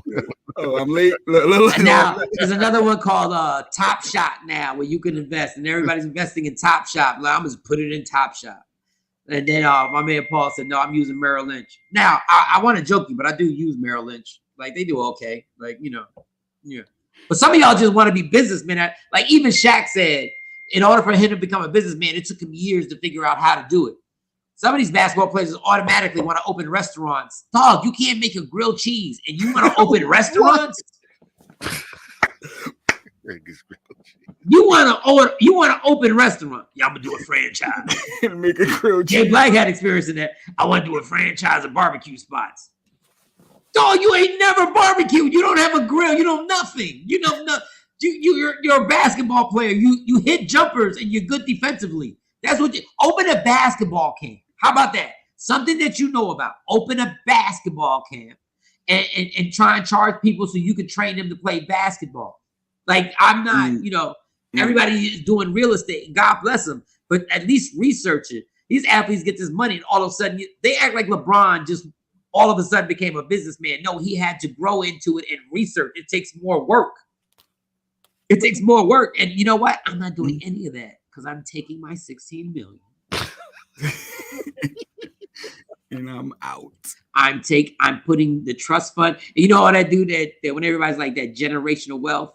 Let me tell you what I'm doing. This is my job. My job is to take care of my kids and give them a head start for them taking care of their kids. Now their kids, that's their problem, okay? That ain't true. That ain't on you. That ain't on me. That ain't on you. That ain't on me. My kids, I want to take care of my kids and I want to give them a little something to take care of their kids. But my kids, dog, I'm probably not even gonna see him. So if you think I'm gonna take responsibility, you think I care what happens in 2055? No, I'm done. I've been dead. Go ahead. Just remember, I left a legacy. My legacy is that Relapse Again video, that one-man show that I did. Relapse Again. Go to YouTube. What did great grandpa leave us? Relapse again. He gave you the warning of not to do drugs and not to do alcohol. Relapse again. That's what I did. Guys, all this generational wealth change. You want to change everything. Dog, I'm not taking all that pressure. I kill myself trying to think about that. My kids. What? It's too damn much. You really can live off $8 million for the rest of your life. Yeah. Darn it, man. I'm trying to figure out how to pay Monty's tuition for her school that she's going to go to a year from now. That pressure hit me. I was like, man, might have signed up for that financial aid. I don't know. I don't know if Daddy got it. Did he really blow that? Yeah. Financial aid. All these words that we put, and you know what? I agree with them. I think it's dope that everybody's trying to get generational wealth and stuff like that. And I think it is dope. But I think some of it, you like, man, listen, the people talking about it like Diddy and Jay-Z and all these cats. And I'm like, dog, I'm just trying to get a job now. Jesus. Like, what do you want me to do? Change everybody's lives? No. I'm going to do my best. But I'm going to tell you right, I'm taking care of my kids and helping them with their kids. And then it's a wrap after that. Then it's a wrap. Yeah, how long do we got to? We got my man Quincy Harris joining the show. How long do we have? Quincy Harris is in the waiting room. He's in the waiting room. He's in the waiting room. Should I do his introduction before he comes on? Can he hear me do the introduction? Yes, he can hear you do the introduction. Right. And we actually have a clip. So yeah, you do. Oh, we got a clip? We got a clip from his show. What? Yes. Did we get a $16 million check? What happened? We got a clip. We got a clip to introduce this dude. So this might be the last show and the last guest. Let me tell you, if I find that a check got cut and y'all ain't tell me because you know I'm a bail, that would be foul, y'all. Let me live my life. Let me live my life where I want to go. All right, this man coming on Free Agent Radio and Media Room 360, a good friend listen, so proud of this man. Radio veteran, started in radio. He might have started before I actually started. TV host of his own daytime talk show in Philadelphia. And then he's moved on to one of the best podcasts that are now out right now, F&Q. Quincy Harris. Let's show a clip, y'all. Show that clip. Man, somebody cut a check. We used to do the Grammy brunch. Yep. So remember, him and Stevie Wonder actually crashed the Grammy brunch. And I say crashed because they weren't invited. But I mean, it's Prince and Stevie Wonder. Of course you're invited. What are you talking about? I just didn't send them an invite because I'm like, they're not coming to my thing. Anyway, we in there, we partying, whatever. My assistant comes to me and goes, yo, you're not going to believe this, but Prince and Stevie Wonder's at the door. Wow. And I'm like, you gonna let him at in? the door doing what? And like, they want to come in. Well, let him in. Let him in. What you talking about? So let him in.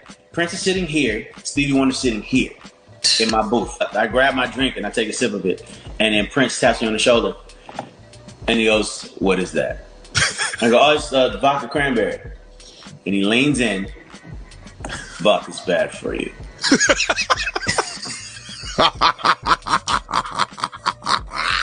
Yo. Yeah!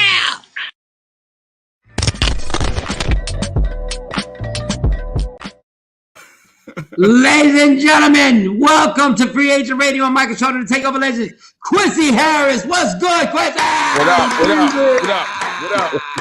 What's up, Mike? What's up, Jay? What's up, Cam? How y'all doing, man? What up, boy?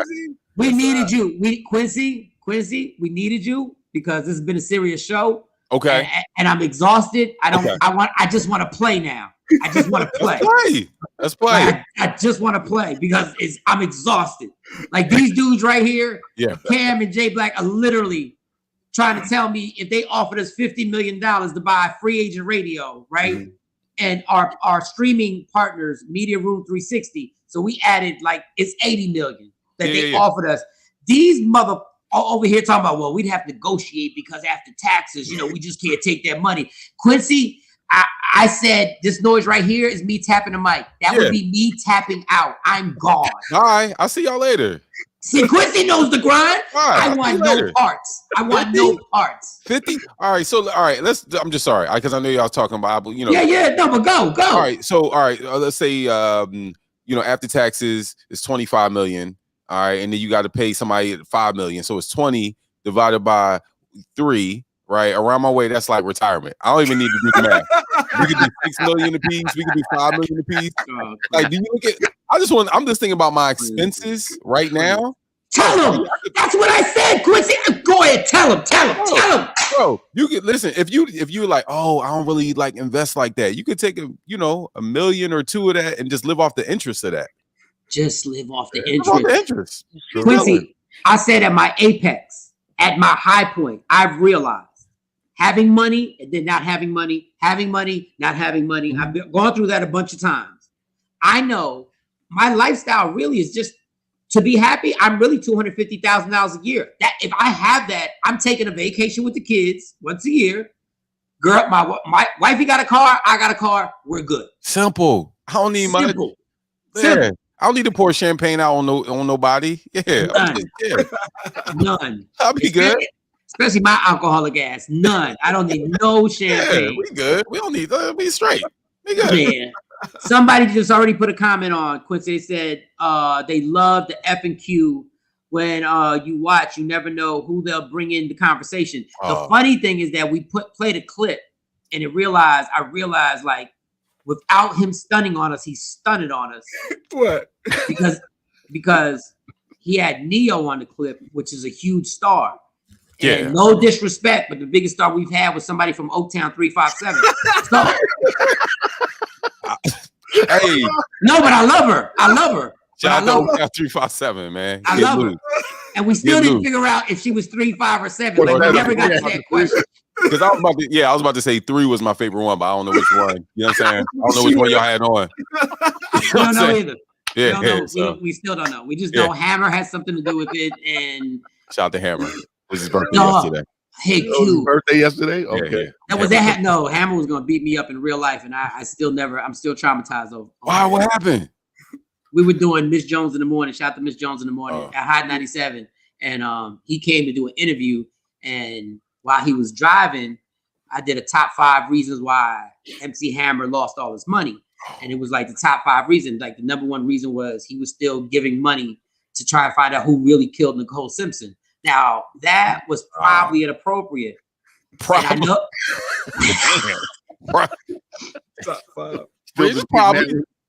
First of all, Q, what you're not gonna do is judge me right now. No, I'm not judging. I'm not judging. I'm just saying, like, damn. Like, you know what I'm saying? Like, so when he walked into the studio. Jonesy wasn't in that day. It was just me and DJ Envy. And when he walks in, he got a dude behind him with a long trench coat. And now I'm nervous because I'm not a thug, right? Yeah. I'm nervous. Okay. And Hammer says, he says, yo, who's the comedian who writes the jokes? And Envy and the other guy, Shawnee Culture, thought he was playing. So they just pointed at me. They was like, right there. That's the comedian right there. He wrote the top 5. So he stood over me. And I didn't know what Hammer's life was about.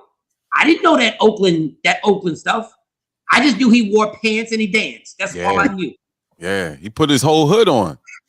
And he said, I see 3 easy knockouts. Whoa. And then we counted because we were still being clowns. We counted. We was like 1, 2. Oh, you talking about us? There's only 3 of us in here. Right. So the only person in the studio who's about their life, when I talk about has connects, is Envy. So I knew DJ Envy always had. So now I'm getting nervous, but I'm trying to play the whole thing off.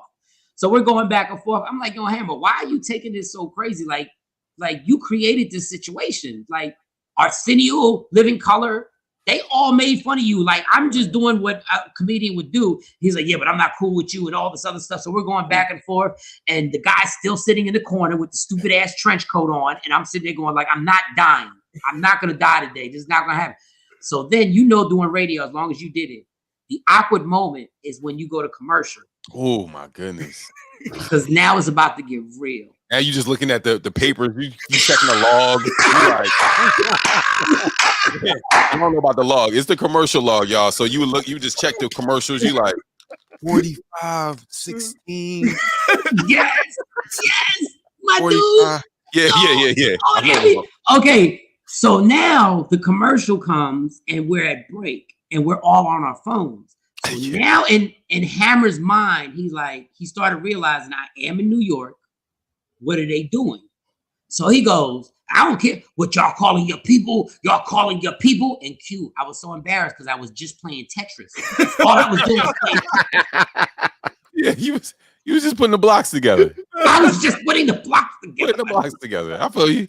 So now I'm looking at Envy and I'm thinking to myself, I hope he is calling somebody because I know I'm not calling nobody. Oh. So they had to get him. They had the program director at the time, Ebro, came in, and he's from Oakland, well, Sacramento, that area, like I guess around there, whatever. And they had, so he dragged them out of there. So my MC Hammer experience, and I was like, dog, I really, because I know my life. Like I've put some embarrassing moments, and at that moment, now we all know Hammer is about that. Like now we know. Now we the documentaries have come out. Everybody's spoken out. The E40s of the world, and everybody has said, Hammer is really like that. But at that moment, I was like, let me tell you how I'm never gonna live down if I get beat the hell up by MC Hammer. We can't have that, bro. Like, I mean, not saying I don't know if Hammer's listening. Never mind. I'm gonna just shut up. I'm not going. He may take it the wrong way. If Hammer is listening, listen, man. Listen, I don't want no problems with you. We love you, Hammer. Like, you know what? I want to apologize for the disrespect that we did in music because I'm originally from New York. So when anybody came out, like I went through a period in my life, Quincy. I don't know if it was because you were from Philly, but I went through a period in my life that if the rapper wasn't from New York, I didn't listen to you. Yeah, that's a New York thing. Yeah. I hated everything, but yeah, New York was like the center of the world, the universe. Nick, I didn't listen to NWA until I was in somebody's car. Wow. Like when the video would come on, I would change it. On MTV Raps, I would check. That's how I was brainwashed for real, Quincy. Like I would not F with anything. So I was in the car, and I'm not a weed smoker, but I happened to be in this car and I was smoking weed. And he had this. Hold on. You said I'm not a weed smoker, but I happen to be in this car smoking weed. I just happened to be that day. That night, I was in the car and I did it. Okay. So we were in this car that had a crazy system, and the first actual song I ever heard was Straight Outta Compton. And when I heard it, I was like, I literally said, "Yo, who is this?" And they were like NWA, and that was the first time. And that's when I went the breakthrough. I was like, "Yo, you are so close-minded." Like I had to open up. Okay, I told you that long story. Just sorry, because I know you're hip hop. I know how hip hop you are, and I know how much you love the culture and the music. But let's get F and Q. Yes. First of all, you started on radio at Power 99 in Philadelphia. Yup, 1997. 1997. But I don't think I got on the radio until like 98, 99. But yeah. But I was there 97. So you get with a DJ named Cosmic Kev. For those who don't know, legendary status, still in Philly right now doing this thing, Cosmic Kev. And y'all are part of the show called The Come Up Show. Yeah, we did the Come Up Show. Originally it was a guy named Joe Young. And Joe Young I think Joe Young actually found the Roots back in the day. And him and Kev had a radio show on WKDU. So then Kobe Cole had, what's that show? Radioactive. Yeah. He left to do the night show, and then Cosmic Kev took over with Joe Young, and then it went Joe Young left, and then it was Wongus, and then it was me and Wongus hosting. Then Wongus left, and then me and Kev got together, and it was crazy when I started hosting the show. That was when Everybody New came out. All these legends that we know of today, like Kanye West, the 50 Cents, the Fabulous, the State Properties, all of these guys started coming up. So we just happened to be in the middle of that, like the biggest part of hip hop at that time. So yeah. So when I'm listening to y'all, it's the first show that I'm actually respecting because once again, I'm New York brainwashed. And I'm not mad at that. I love New York, and I know what it is. So I'm like, yo, these cats is really doing okay. This is a real show. Like this is like hip hop for real. Oh, thanks. So then I get on the radio and I get on the competing station, and I'm like, okay, there's Pooch and those guys are the hot boys over there, and Venom starts getting shot, and I'm trying to destroy them, and they're trying to destroy me, and they hate me, but you are ally to them, and I'm like, I want to hate you. I want to hate Cosmic Kev too. Like everybody's catching it, and then I meet him. The worst thing that ever happened is I meet you. And I'm like, oh, he's super cool. And I don't know if you remember this. I meet you out in LA. Oh, snap. What was running? I don't know what it was, but we're running around LA trying to get to a mansion party. Oh, there's something we were out there for, and we're running around like a bunch of little kids, and we can't get in the mansion party. We're in front of the mansion. Wow. And and me and you are giggling like two little girls. No disrespect to little girls. Yeah, we love little girls. We love no disrespect. I have daughters. You know? We're giggling and laughing, and I'm almost feeling crazy. I'm like, well, ain't nobody gonna know me and Q was hanging out. We in LA. Ain't no social media back then. We go back to Philly, we're gonna hate each other again. So then we're there, and a Bentley comes. Now, mind you, nobody knew what a Bentley was. Yeah. And a legendary gang member, I don't know his name, so I don't want to be disrespectful. Okay. The trunk opens up, they take a wheelchair out, and I know exactly what you're talking. Yes. That was man. I don't want to just be saying gangsters' names, but I know exactly who you're talking about. Yes. So yes. So the gate opens up, and everybody gets quiet. Like it went from rah rah to it went. Whoosh. I know exactly what you're talking about. Yeah.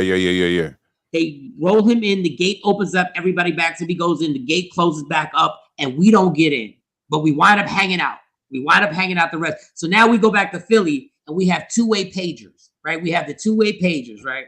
So when I would get off the air at 10 o'clock on Fridays, he'd get on the air with Kev. Yeah. And they start going in. Now, mind you, I hate everybody at their radio station for no reason. No reason. It was the stupidest thing ever, dog. It was like, you got a cape on for a radio station that's gonna wind up firing you. It was the dumbest thing I ever did in my life. It's like being a gang member with a W-2. Yeah. We walking around with the Beat shirts. They walking around Power 99 shirts and all that. But they're the heritage stations. They are the big dogs, and we're going at it. And then we become so cool that I start texting him during the show on his two-way pager. So I start saying, whatever they're talking about, I got comments. Now, if he wanted to play me, he could have played me so crazy. First of all, I exposed myself so crazy. But we would just go back and forth, and he would repeat like some of my comments, and then we just became super cool. I remember one time you hit me, and you was like, yo, because I would play like this car crash as like a signal. You was like, you texted me one time, and you said, oh, man, I'm driving on the highway, man. I thought it was a car crash around me. And I shouted you out. I was like, shout out to Mike. Because I didn't care. Like, like at the time, the bosses were like, yo, they trying to eat y'all food. And I'm like, I'm looking at the food y'all were paying me. I'm like, this ain't a lot of food. Like, this ain't a lot of food. This ain't a lot of food. So I never owned the company. Even back then, I knew I was like, I don't own this. So why am I arguing or fighting with somebody? Like, I just love music. We get to hang out. We get to go to clubs for free. We get to hang out with girls. Like, to me, it was like, why am I going to hate somebody from doing the exact same thing that I do? We must have a common goal, or we must have a common interest because we're doing the same thing. So I never tripped off of that, man. Like, never. I just, that was never a thing for me. It made no sense. Even if I own, and think about it, people who like, you don't see, you ain't see back in the day Al Davis fighting Jerry Jones. Like, they both getting money. Both getting money. They're like, oh, you a Raider? Oh, you a Cowboy? Like, bruh, how are they owners and their friends? It's but exactly we're enemies. We're workers, but that's how the beast will get you as a worker. And but then and I always admire this because I don't know, like, we all see each other make moves and we heard it. Remember, y'all was so spoiled because social media makes it immediate. Social media makes it that if somebody makes a move, they got to post a move and they're there. So I want to go to New York. You go to LA. Yeah. And you are with Big Boy. Yeah. And and you get on one of the biggest shows in the country. You're with Big Boy. And first, let me get just a glimpse. You went to LA. I stayed in LA for a bunch of months when I was doing comedy. How was it to go out there? You're from Philly and now you're living in LA and you're on with Big Boy and you're trying to find your space. Oh my gosh. So what a lot of people don't know is like it was 07. I left Philly because I was like, man, my girlfriend at the time, you know, she wasn't from Philly. So she's like, yo, you keep saying you want to leave. Like, why are you not leaving? I was like, ooh. Like it hurt. She's like, why are you not leaving? You keep like, what is going on with you? I was like, right. So I was gonna move in 06. We met in 06. So we was going, 05, 06. So we was gonna move in 06. She was like, dog, she chumped me, dog. It was crazy. She was like, well, if you want me to move with you, like on that vibe, like you wanna like you feel like you can't do it.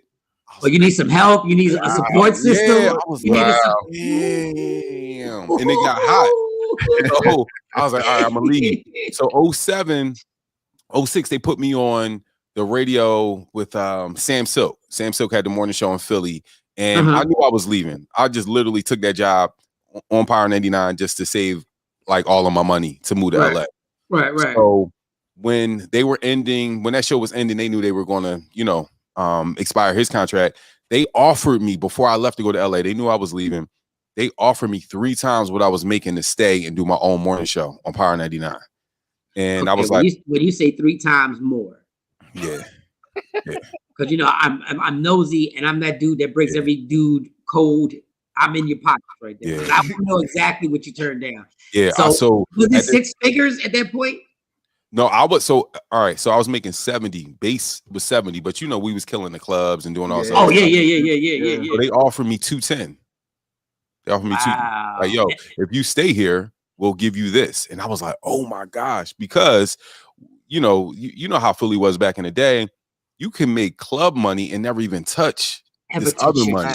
So I was like, oh, and then sponsorships from being on the morning show. I was like, oh, snap. So I knew that 210 wasn't a real 210. That 210 was really probably like 4. You know what I'm saying? So I was like, yeah. And I made the smartest decision of my career to that point. I said no, because I gotta go on this journey. I literally said that. I was in the office with the PD and then the general manager. He's like, man, we can offer you, we offer you, 3 times what you make. We give you 210. I was like, I said, nah, I gotta go on my own journey.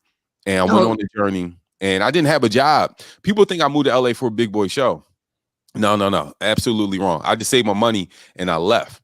And what happened was he was starting his syndicated, radio show towards the East Coast. And my boss, who I turned down, who I love dearly, she made sure, she was like, look, Big Boy wanted New York.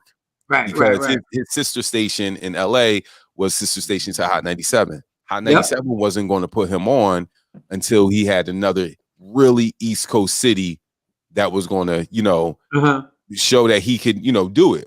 So they were like, all right. So my boss was like, all right, this is what I'm going to do. I'm going to let you on, Big, but you got to hire Q. And I didn't even know she did that until years later. So I get a call from Big when I'm out there, maybe like a month later. He's like, yo, I want you to come try out. And I didn't even know I had the job.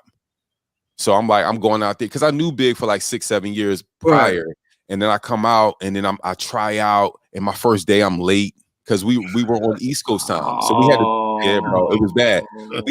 We started at 3:00 in the morning because we were live to the East Coast. Yeah, let's just applaud that irresponsibility real quick. Let's applaud that because that's my life. That's my whole life, Quincy. That's my whole life. Let me tell you though, I was so nervous. I stayed up all night because I was like, at that point I couldn't get up at 3:00 in the morning. I couldn't get up at 2:30. So I was like, you know what I'm gonna do? I'm gonna just stay up. I might have dozed off like around 2, and I woke up and it was like 3:10. I'm like, oh. And I had to rush to the station. And I got to the station 30 minutes late. And I was like, Big, I'm sorry. I was like, man, I apologize. He's like, dog, just sit down. It was bad. So you gotta say, so from that moment to me not like this is his show. And so I was working for I wasn't working for Power 106. I was working for Big's syndicated company. So here's the deal. A lot of people on radio or a lot of people, that's like almost you're working hand in hand with your boss, with not just your boss, the GM and the CEO that can fire you. At any time. At any time. And you know, when you're dealing with radio, it's emotions every day. It's like sometimes, oh, they on something, right? Or they happy or they not happy, right? So I had to kind of like navigate that energy and also know there was nobody I could complain to. You understand? Because you ain't got no human resource, because we got to deal with that with Jay Black every day. We never know how he's coming in. We don't know. Exactly. I see the degree in the back, though, Jay. No, it was crazy. It was literally like I was here and I couldn't complain to nobody. Like, you know, if you have a job, you can go complain to the boss, like, yo, such and such is tripping. He was HR, he was the CEO, he was the GM, and I had to navigate with his energy every day. And I wasn't used to being joked on. I was used to throwing the jokes. I couldn't crack the jokes I would crack on with, you know, somebody he was the boss. So just navigating that, I was like, man, it was my first time in my career where, I knew celebrities, and that was like my calling card. Like, oh yeah, I can call 50, or I can call whoever. Dog, if I knew Neo, this is a true story. If I know Neo would do a great interview. One time, Big had like surgery, and he was broadcasting from home. Neo comes into the studio.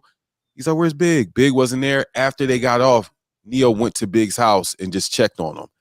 He had different kind of relationships with these celebrities because LA was home. So I'm like, I can't out celebrity this dude. Meaning, like, I can't. Hey, guess this is who I know. Like, no, we know him too, right? So I couldn't do that. So I'm like, man, how can I stay here? Because I felt like, man, they could fire me at any moment. So what I did was, shout out to Skills. Skills had a camera, and I was like, man, I want to kind of like shoot my own content. Right. It's back in 2007. Bought a camera off of Mad Skills, and Big wasn't paying me a lot. And I was like, yo, Big, is it cool if I shoot, just like little content with these? It wasn't called content. I'm like, can I shoot these little interviews with the celebrities that come to our show? He's like, sure, do your thing. I did like one video, it was with like Trey Songz. At that time, viral was like World Star. I made it the World Star. Made it the World Star. Yeah. And I did something with Rick Ross, made it the World Star. And then Big was like, yo, see you dope with the camera. Yo, we'll pay you extra. Could you like shoot the interviews when, people come in? I'm like, bet, I got you. So that was my way of adding value. I was like, I'm going to make sure that he goes viral. So what I did was I would shoot these videos for him. I would edit them, and I would send them out to the blogs. At the time, Karen Civil had a blog. She was just a blogger. Karen Civil had a blog. It was This Is 50, and it was World Star. So I would just send it out to those people, build those relationships. And I got off on like, yo, I got Big's video viral. He saw me adding value to him. We did this thing called, I saw his relationships with people. I was like, dude, let's do something just for content. Let's just, when artists come in, let's remake a video with them. Right. So we had one with Diddy. We remade the video that went viral. We did one with Chris Brown. We did one like Neo. All this stuff starts going viral. So all my ideas, I'm producing, not even knowing I'm producing. Yeah, you're producing, yeah. Yep. I'm just trying to keep my job. You know what I'm saying? So I was damn near like the digital content person for the show and also a co-host. So like, dude, it got to a point where, man, I knew what it was. Never outshine the master. Yo, cats come in, I would text them, yo, ask Jeezy this, ask such and such this, because I was really, really in the culture. Right. You know what I mean? Your questions are still, you're in your, I'm assuming you're still in your 20s. No, yeah. I'm like late 20s. And now you're deep in the culture. Yeah. And your initiative has always been crazy. Like you have initiative where you decide you're going down a certain path. Yeah. So now when you're with Big Boy, it all seems to be working out, but then you bring it back to Philly.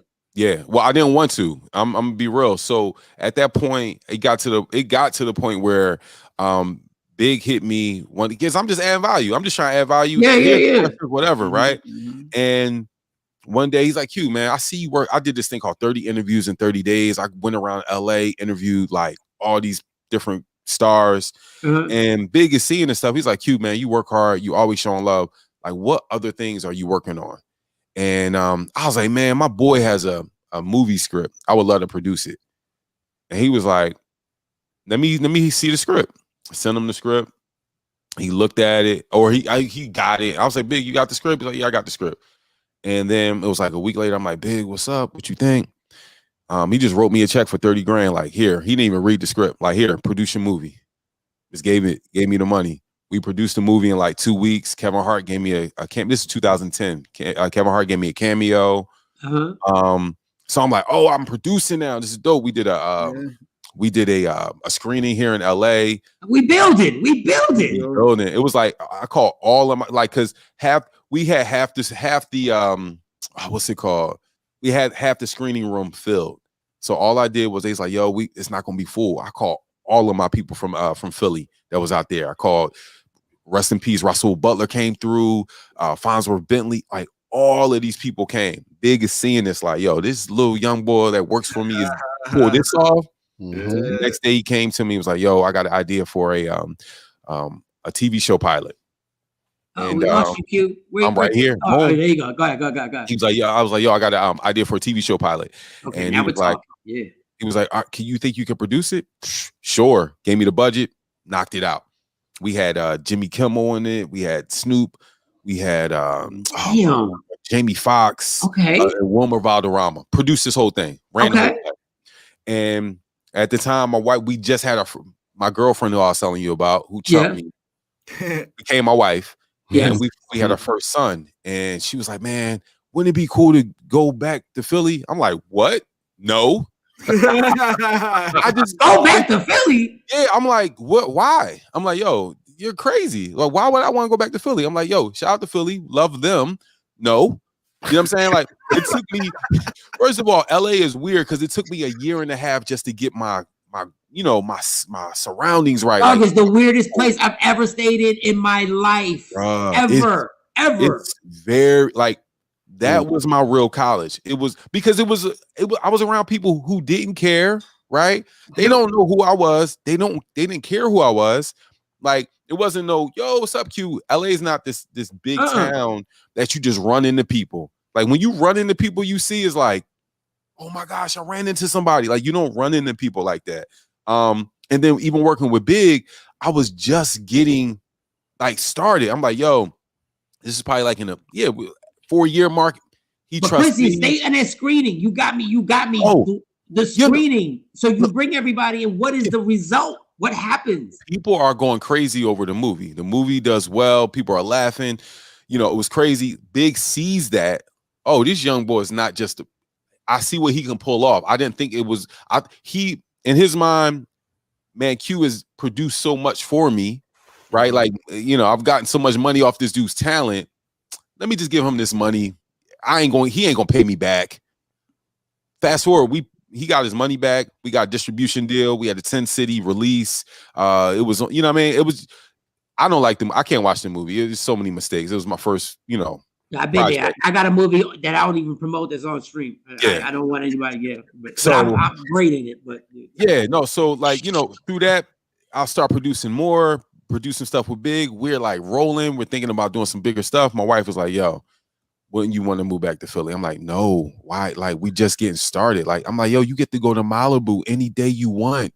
What are you talking about? Like, no, let's stay out here. Yeah, the Liberty Bell's broken. There. I know. Like, I was going through it.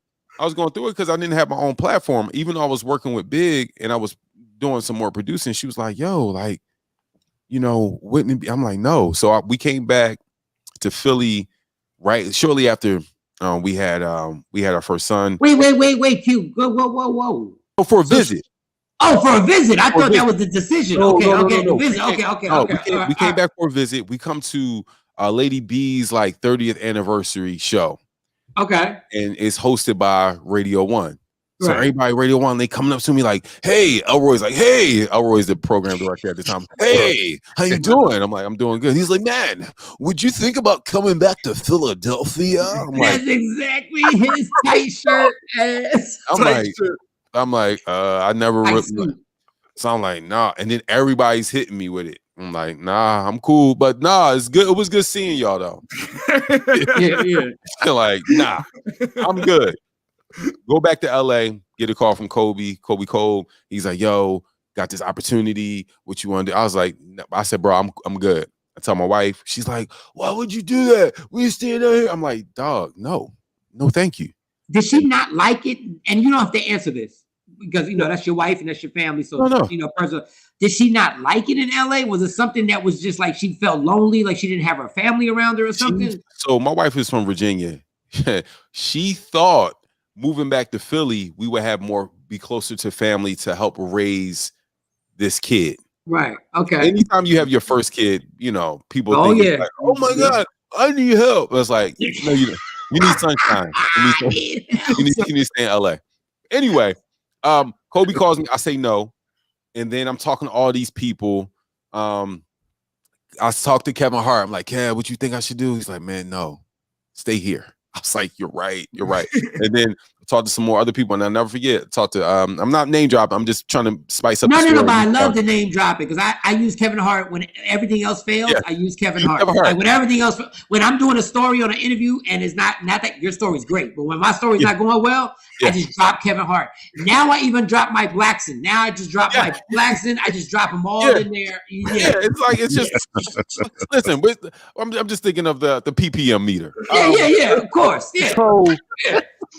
So I called Tyrese, and we were cool, and I called him. Oh, let's clap it up for this. This is getting outrageous now. Wait a second. Hold up. This son of a wait a second.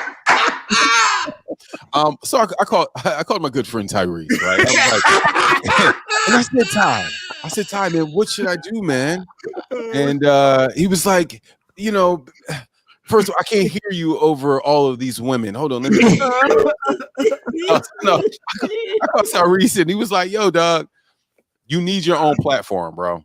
You need your own platform. Like, what are you doing? Like, you need, like, yeah, you can stay in LA, but like, how are you going to grow being under another person? I was like, damn. So Kobe called me back like later on that week. I was like, man, are you sure? And I was like, all right, yeah, man, I'll take it. And I was pissed. And we came back. This was October of 2011. 2011, yeah. October 2011. I was pissed. I did not want to move back here. Look. We missed this, you know what I mean? Like we missed winters. Like even 07, 08 was like the time of this, financial crisis. We didn't feel none of that. We didn't feel none of that. Like being in LA is just not saying I was rich. I'm just saying like, but you were good. Not even I was good. You're around so much wealth that it don't feel like. I know if I needed some real money, I could just hey big or whoever. Like it's not. I wasn't tripping. But so coming back home, you felt all of that. But Quincy, let me just say this real quick. There's a difference between getting on the flight to go to LA. Yeah. Because your mind is like, I'm going to the journey. Yeah. There's a big difference in getting on that flight coming back to Philly. Oh, and Philly is like my second home. Like Philly, if it wasn't for Philly, I would have no radio career. Yeah. So when you're coming back on that flight, in your mind, you really feel like you're going backwards. Oh, I felt disgusted, defeated. I mean, all of those D words, disappointed, damned, disturbed. Yeah, it was all the D words. All those D words, bro. It was on demand. You felt on the. No, that didn't make any sense. On demand. No. I felt on demand. The range. It was crazy. I was like, what am I doing? I felt Dante Wilder. I don't know why. I felt very Dante Wilder. Delonte West. Delonte West. I'm saying, damn. I was pissed, yo. And it was crazy. So we come back and we came just in time for the best part of the year. Like it was wintertime. And I'm like, I haven't felt this. I had to go buy coats. Oh man. So it was tough. It was tough on my marriage because I was miserable. And you got to remember, going back to Philly, I left, I was 28. I came back, I was 32. So, I came back, I was married. I came back, I had a kid. Yeah. I'm coming back to the radio station. I'm not the youngest guy at the radio station anymore. You got people like DJ Damage, like, I listened to you when I was 12. I'm like, no. DJ Damage kills me with that. And I love DJ Damage. I grew up on you. Dog, no, you didn't. No. I'm not even grown. What are you talking about? How you grow up on me? I'm still 26. that's how you. And it got to a point where I'm like, oh my gosh, what the hell is going on? Because not only did I come back, I came back and I felt older. I came back and I'm like, I'm in the same clubs with the same people that I'm like, I vow that I would never see y'all ever again. Ever. Never. Me? No, that was high school. I'm not going back to 12th grade. That's how I felt. So I'm in the club and I'm like, I'm back at Chrome. Like, you're back at Chrome and you're on the microphone. Look at his face. You're at that club. Hey, Jersey, y'all in here? Hey, Jersey, where you at? Delaware, what's going on? It's so good to see y'all. This is exciting. Yo, and just 3 weeks ago, you were on the phone with Tyrese, and now you're at Club Chrome drinking a watered down drink. Bro, with Chad and Sanchez. Like, why do I see y'all? Why is DJ Trip here? You know, like, it was crazy. And the security is like, yo, you ain't on the list. I'm QDZ, dog. Stop. Yeah, it was like, bro, so I went through my midlife crisis at 32. I promise y'all. You gotta get the strip clubs with the same strippers. Bro, I'm like, older now. Oh, your son's outside. Great. Bro, it was bad. Like, that. Man, I try to think about like where I was, because I still have friends in LA and they're still bouncy, sunshine, and I'm like, and I've grown and I've changed, and I never forget. I'm gonna try to find this picture. I told you, I talked to Tyrese. One of my first interviews was Tyrese and DJ Drama. They were just in the studio. Right. And Tyrese comes in and he was like, because last conversation we had was like a month ago. You need your platform. Need your platform. He came in. He was like, damn, that was quick. Damn, that was quick. I'm like, yeah, this was the thing I was telling you about. and we can talk, the radio station I was at, and Big Boy, he had his own studio. Nobody used his studio. Yeah, the glamorous, it's just his studio. It's a condo. It's not a studio. It's an effing, like, it looks like a production studio. Like, you can make anything. You got radio stations where like the morning show has their own studio and everything, production studios, all this different stuff. Radio One, you come back, they don't have a production studio and some of the microphones didn't work. And I'm like, of course, yeah. Welcome back. I'm this serious. I'm like, yo, why am I back here? So I was mad at my wife. No, it was tough. I was mad at her. I was mad at me. I'm like, I'm getting older. I was mad at me that I wasn't the same me from before and people thought I was. Right. Come on, we gonna go to the diner after. I'm like, bro, I got a kid, and then out of my friends, who were married, we were like the only ones who had kids. Right. So like at that point, like it was people who were married, but they were still like, oh, I'll see you over there. I'm going over there, and it's like, you gotta go home with your kid. And I'm like, it was crazy. No, so okay, all right, because I know. I got to get to. So now you're doing Radio One. Obviously, they gave you a good check for you to leave LA. They gave you a good check. I guess it was cool. It was cool. It was a good check. Mm-hmm. So then I see you jump into TV. No, you don't first jump into TV. You do your hustle. Quincy's got the hustle game down pat. So he's just doing special guest reports, and he's going like they're sending him to the shore to watch them make fudge. Like real talk, and he's got this super smile. Like we're live from what was it, Seaside Heights, and and this is Bob, and we're about to make fudge, and I'm loving it because I know what that grind is like. You said we're making fudge, like so when did you start making fudge? Like how did you? And then he tries to add a little bit of personality. Then he starts Instagramming and showing the journey of him and the driver. So he's giving the behind the scenes. Now he's on the show more and more and more and more and more. Then boom, next thing I know, this guy's got his own daytime talk show that comes after the news. Yeah. You let me come on there like 2 times, had a ball. Yeah. But I understood Q was making something out of nothing. Yeah. Like Q was formulating something. They weren't giving him a budget like what's her name, Kelly Clarkson. Oh no. Or whatever. Whoever, Cheryl, whatever, Sharon Osbourne, who got $10 million to get fired, and all that other good stuff. So you're making some, but you're making it happen, and you're making an impact in Philly. Yeah. But then you say, I gotta go again. Yeah. So for me, the Fox thing was great, right? Right. Platform was great. What I was, so I look at those years, like I look at what we do, like we have a career and it's a journey, right? Yeah. And I kind of compare, when Jay-Z started wearing those suits and was like, I'm a CEO, I'm not no rapper, right? And right. I'm differently, right? That was like the transition. For me, I was always the guy, like the young guy, the rap guy, and I wasn't feeling like that guy anymore because things had happened personally in my life where I'm like, I'm married now, I got a child. I really didn't care as much. I think like one of my last interviews on the hip hop radio station was with Bobby Shmurda and Roddy Rebel. And I'm like, what are y'all talking about? Like they were like, I swear to you, it was like, I'm like, what is going on? I was like, so the truth. This is tough. I still deal with that right now, Quincy. Bro. It's a reality check.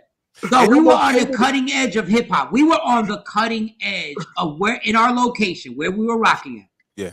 Anything new, we were listening to it. Yes. And we were going to listen to it weeks before anybody else heard it. And now we don't care that is the hottest thing out. We're just sitting there confused, looking at them, going like, "Oh, you said, what are you saying? Like, what are you doing? Like, what does that mean?" Yeah, it was so. I was like, "Yo, all right, you got one or two ways, right? You either can go to DAS, which they offer me a job at DAS. Like, you can either go to DAS and die, adults, or you can like evolve, right? Like, what other things do you have? Like, you even though I'm from Germantown, like I'm the good kid, Mad City. That's who I am. All right, they're the ones across the street, shooting people. They're dying. I'm the one going to Catholic school. Have manners. I know both sides. Yeah, you're recycling. You're doing all types of good stuff. You're helping the environment. Like you don't even drink whole milk. Yeah, like seatbelt is on all the time. All the time. I'm Ricky, Boys in the Hood. Let me out. Let me out. Let me out, yo. I can't go through with this, y'all. I can't go through with this. I'm okay with that, right? So I was like, okay, this is getting a little aggressive. Like not even aggressive. I've survived a lot of aggressiveness. I was like, dude, you don't have this in you anymore. What do you want to do?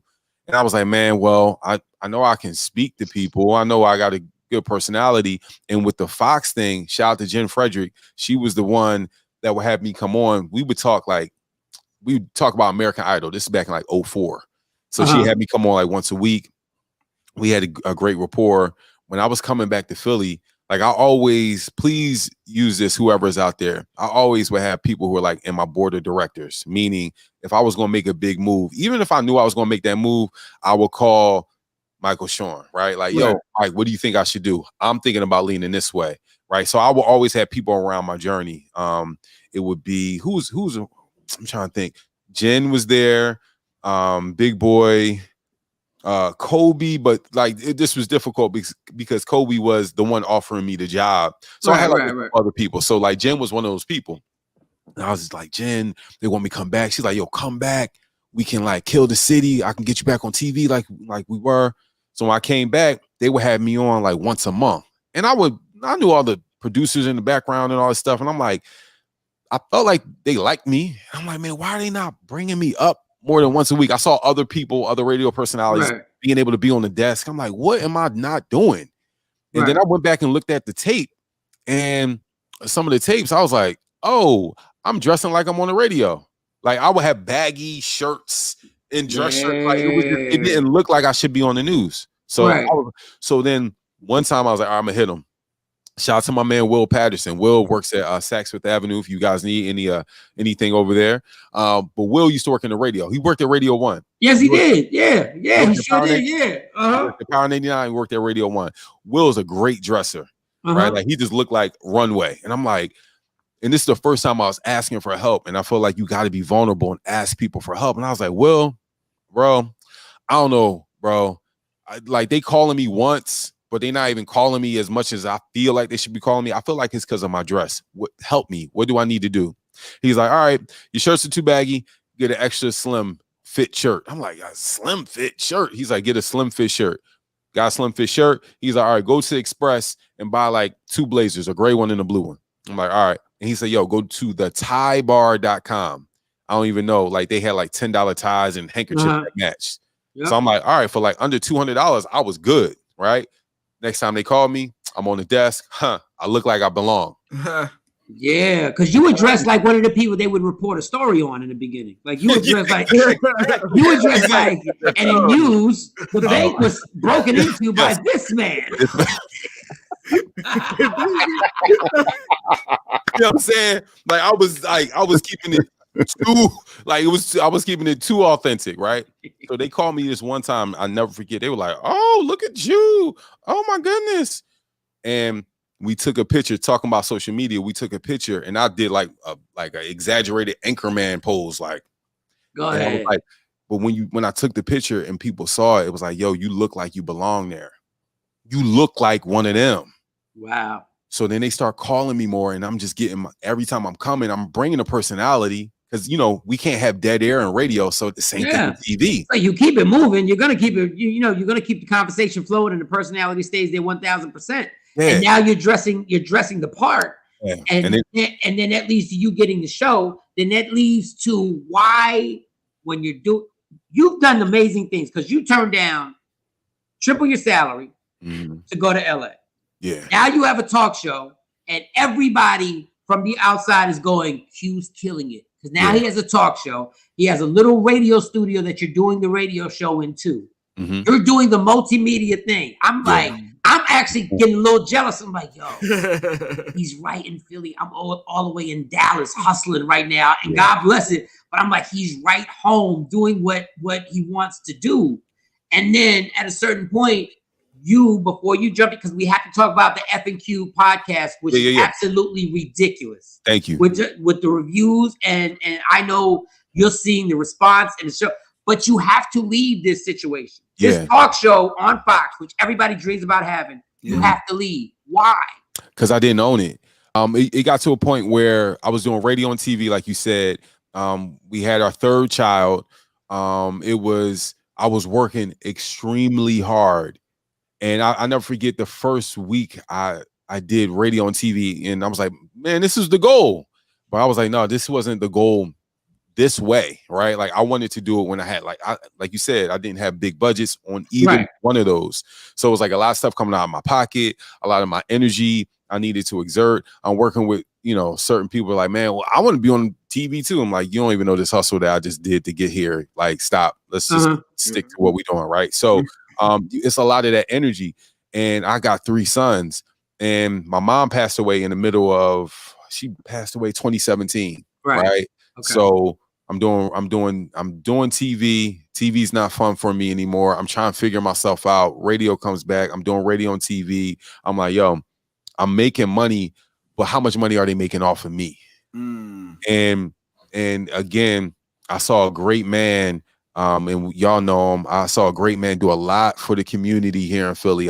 He did a lot for radio and television. I mean, radio and Radio 1 in particular, and with E. Stephen Collins. Okay. Right?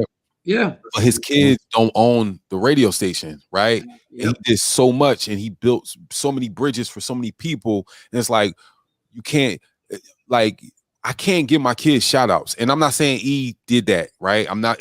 No. We get it. No, we understand. How much he's done for a particular company. And it's I need to have ownership. I've always been this type of person where, okay, let me figure out what this really is about. Radio, TV is never about me, right? Radio and television is basically about the advertisers. So if you have a great relationship with the advertisers, they're going to pay more money, or they're going to pay money, consistent money to your employer.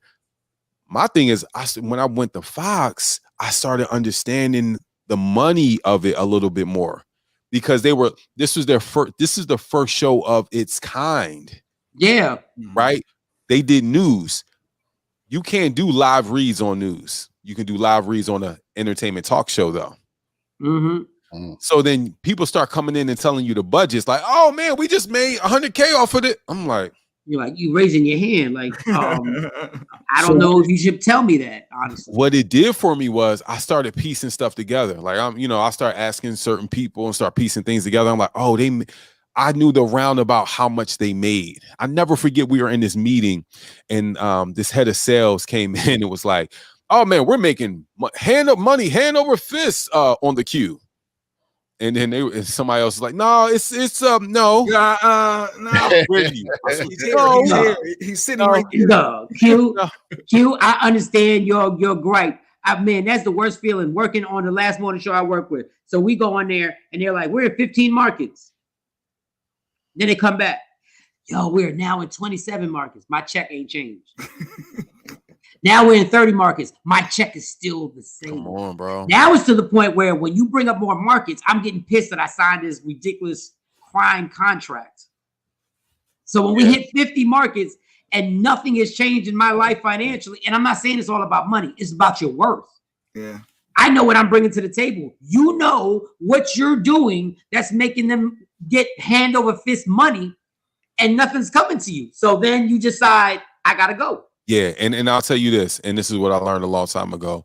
You don't, and I forget who I heard say this, but I get it. You don't get what you're worth, you get what you negotiate. Exactly. So my mind, I was like, okay, if I'm gonna stay here, I know what I'm gonna have to do, right? I'm gonna have to pay money to get Ubers for people and all this different stuff. I'm like, nah. When I was leaving, they called me like 4 or 5 times. You know, a couple people of senior level called me that I never talked to, like that. And I was like, oh, they're calling me because I earned for them. So if I earn this amount of money for you, I know I can get that for myself. And it's like, I want my kids to see, like, I never want to be a parent where I'm like, yo, you should do this. And I have nothing to prove or nothing to show you that I did the same thing that I'm telling you to do. So for me, I'm not having no more kids, but every kid I get a little bit more bold and a little bit more like, leaning on my talent. And I'm like, yo, we're not going to be here forever. Why not swing for the fences? Like, why not? So me leaving, and it's so crazy. I hear people hit me up on Instagram like, so you left? I'm like, yeah, I quit. But why? I'm like, bro, like, go back to your job. Because I can't even explain to you in these text messages why, you know what I mean? Yep. That's exactly. I can't tell you what my mentality, I can't, but if you're not on my same wavelength, I can't do a seminar to get you to understand what you need. Because I can't tell you what you need. It all depends on what makes you happy. But did you try, Q? Did you try to go and say, look, I'm not happy. I need to restructure this. At that point, it wasn't even about the money. At that point, it was like, I'm lifting this by myself. I'm not even gonna say by myself. I'm lifting this a little bit, like with not a lot of help. I need to go. If I'm lifting this much, I can go do that on my own. Like if you're paying me this, I know I can make 10 times that. But you have to have a belief. You have to have a belief. And I tell people, and I tell my kids all the time, and I say this to them. I said, understand this and listen to me closely. You have to have an unreasonable belief in yourself. Like you have to have an unreasonable, where everybody else thinks is unreasonable. Yeah. Like everybody else is going to tell you there's no way you should leave TV. Yeah. Everybody's going to tell you there's no way you should turn down a radio station said they pay you 3 times more. Yeah. Don't go to LA. You have to have that unreasonable belief in yourself that you like, oh, the sky is always the limit. Matter of fact, there is no limit. So when you leave, I'm like, I found out because I was going back and forth, and I'm like, yo, he's not on television no more. I'm hoping that it wasn't because they let you go. No, because that's the nature of this beast. Yeah. And then I see you do F and Q. Yeah. No, I mean, here's the thing. I'm at this point in my career where like I don't even care. I have nothing to prove to anybody. So if I got fired, I would let people know I got fired. Yeah. It just was like, it was time to go. They wanted me to do another show, and I'm like, it was time to go. Right. The older I get, the more I know when it's time to go. I'm like, oh, this time, okay, it's time for me. And I knew after my mom passed, it was time to go, but I was just grieving, and then I added more work on. The thing with me and Fuzz, we started this, I want to say November. Me and Fuzz were talking like, me and Fuzzy from FAQ. Me and Fuzzy worked on Big Boy Show together. So me and Fuzz have known each other we met in like 2000, 2001. And then we got really cool when I worked on the morning show. Like we went on vacation together with our girls and all this different stuff. Like he used to come over my house. I used to go over his house. We were friends that happened to work on a show. We met on Big Boy Show. So we've always kept a relationship going. He'll come to Philly. He was like the head of Capitol Records at the point. He'd come to Philly. He'll bring an artist, come to my crib. We hang out. Like that's my dude. So when he said to me, yo, let's do a podcast, I was like, oh, that makes sense. Because all we got to do is just talk. And, you know, we're playing with it right now. Like, all right, sometimes we started on Instagram Live in December. Yeah. Yep. And then from Instagram Live, people are like, yo, you need to put it on audio, put it on in the podcast format. So we've done, I think like 12 episodes on the podcast format, but Buzz knows everybody. I know a couple people, we call them, they come on the show. And like my whole thing with the show is I'm trying to monetize every one of my gifts. I know how to talk. I know how to do radio. Radio now is TV. I mean, radio now is podcast. My bad. Radio now is podcast. I can make money off of that. I know how to do that. Yeah. The stuff we doing on podcasts, they told us not to do on the radio. They told us all day not to do on the radio. All day. Too long. People want to hear. It's an audience that want to hear that. No, so now every one of my gifts, I'm monetizing. That's what this is about. And the podcast is amazing. And Fuzzy knows Fuzz. I didn't know this gentleman. And then I watched and I said, I know Q knows a lot of people. I just don't know how the hell Fuzz knows every single body on earth. Like I didn't know. Like Fuzz can he knows the sixth apostle. Jay don't know about the apostles. Every time I do an apostle joke, Jay goes, "Who are the apostles and when do they drop their next album?" Like it's always the same thing with Jay. But the show is so great because when you have conversations like Fuzz, like I'm like, how does he know this gangster? How does he know the dude that did this and did that? And you guys have a good chemistry together. And I love the fact you said that what we're doing is what they told us not to do on the radio. And I told these cats on the radio all day. I said, your morning show, and I'll just go back. This is my personal little grief that I've always had and beef I had. I said, your morning show ain't popping unless the music is an interruption. Yeah. And program directors hated to hear that. Yeah. I said they got paid. They got paid off the music. I said if people ain't mad that you play that next Drake song, then your talk break was whack. Yep. You know, and when you say that, and you say what we're doing now is what we've always wanted to do. Yeah. Like I know I know your vibe. What we always wanted to do is create, entertain, be compelling, and if you want me to be serious, I can be there too. Yep. That's what people are watching all day now, all day long. That's why we got this format going on, and I thank you so much for taking time out to actually do this. What's next? And I hate to ask that typical question, but my thing is, I'm nosy and I know you, and I'm like, there's something next. Yeah, I mean, for me, it's less about employment and more about collaboration. Like, I don't want to have the employer-employee unless I'm the employer. Right. Moving forward, ownership. That's number one. Number two, I'm trying to monetize every gift that I have, right? Like we do this, right? And you know, back in the day, people were like, "Oh, you're not on that no more." That's kind of, no, go monetize what your gift is, right? Everybody's doing media, right? So it's producing. Like, dude, I'm producing some great things out in LA. I'm producing. I have like 3 courses out right now. Well, 2 courses out right now. We have a webinar tonight. Y'all can go to soloacademy.com and check that out, or just go to my Instagram. I've linked with E.T. the Hip Hop Preacher. One of my saw that. We about to roll out a course. Like, dude, I'm gonna tell y'all this. Our talent, and I say this to everybody. I just had this conversation with one of my homies yesterday. I'm like, yo, our talent we have been in the hardest part of entertainment, right? Because we don't make millions of dollars, right? People think we make millions of dollars. We have to compete every day with other people that do what we do. The media is forever changing, and we got to forever change, right? So I just say this, but we got so much talent that can invade so many different industries. Like I told you, me and Mike had a conversation. I'm like, dude, you need to do a course and do this because you got it's so many different things. I'm gonna tell you the one thing I had once I left Fox, it was like 6 weeks. It felt weird because I'm like, yo, I did it.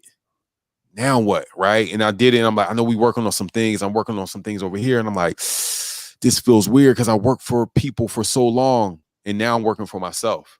So I had the same energy I have for myself, right?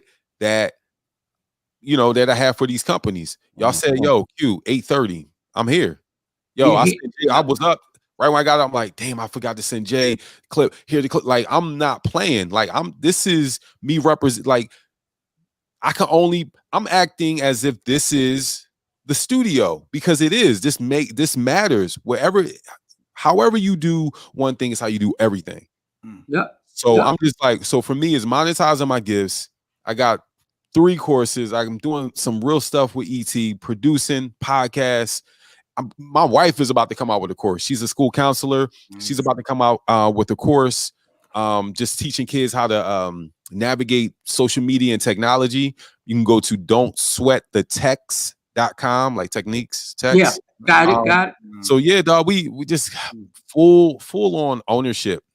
There's so many things I want. There's so many other things I want to do. I'm at this point now where I'm just trying to figure out how many places I can take my talent and my industry to many different industries. Because go ahead. I'm sorry. No, because we do a lot and we downplay our talents. Yeah, and we've dimmed our light for certain situations. Yeah. And I hate to use the old Instagram dim your light for certain situations. Listen, from this whole story that you told, there has to be a book written. There has to be a audio book. Yeah. I just applaud you because from Philly, being in them streets to LA, going out there, popping off, coming back to Philly and traveling off, there was no cocaine, heroin, or methamphetamines. And I want to clap it up for no addictions. I just want to clap it up. There was no rehab, unlike your boy. There was no rehab. That man. We all go through things, brother. God bless. He was not spending his afternoons at strip clubs. God bless Quincy for that. There you go. There. Shout to Delilah's. Shout to Delilah's.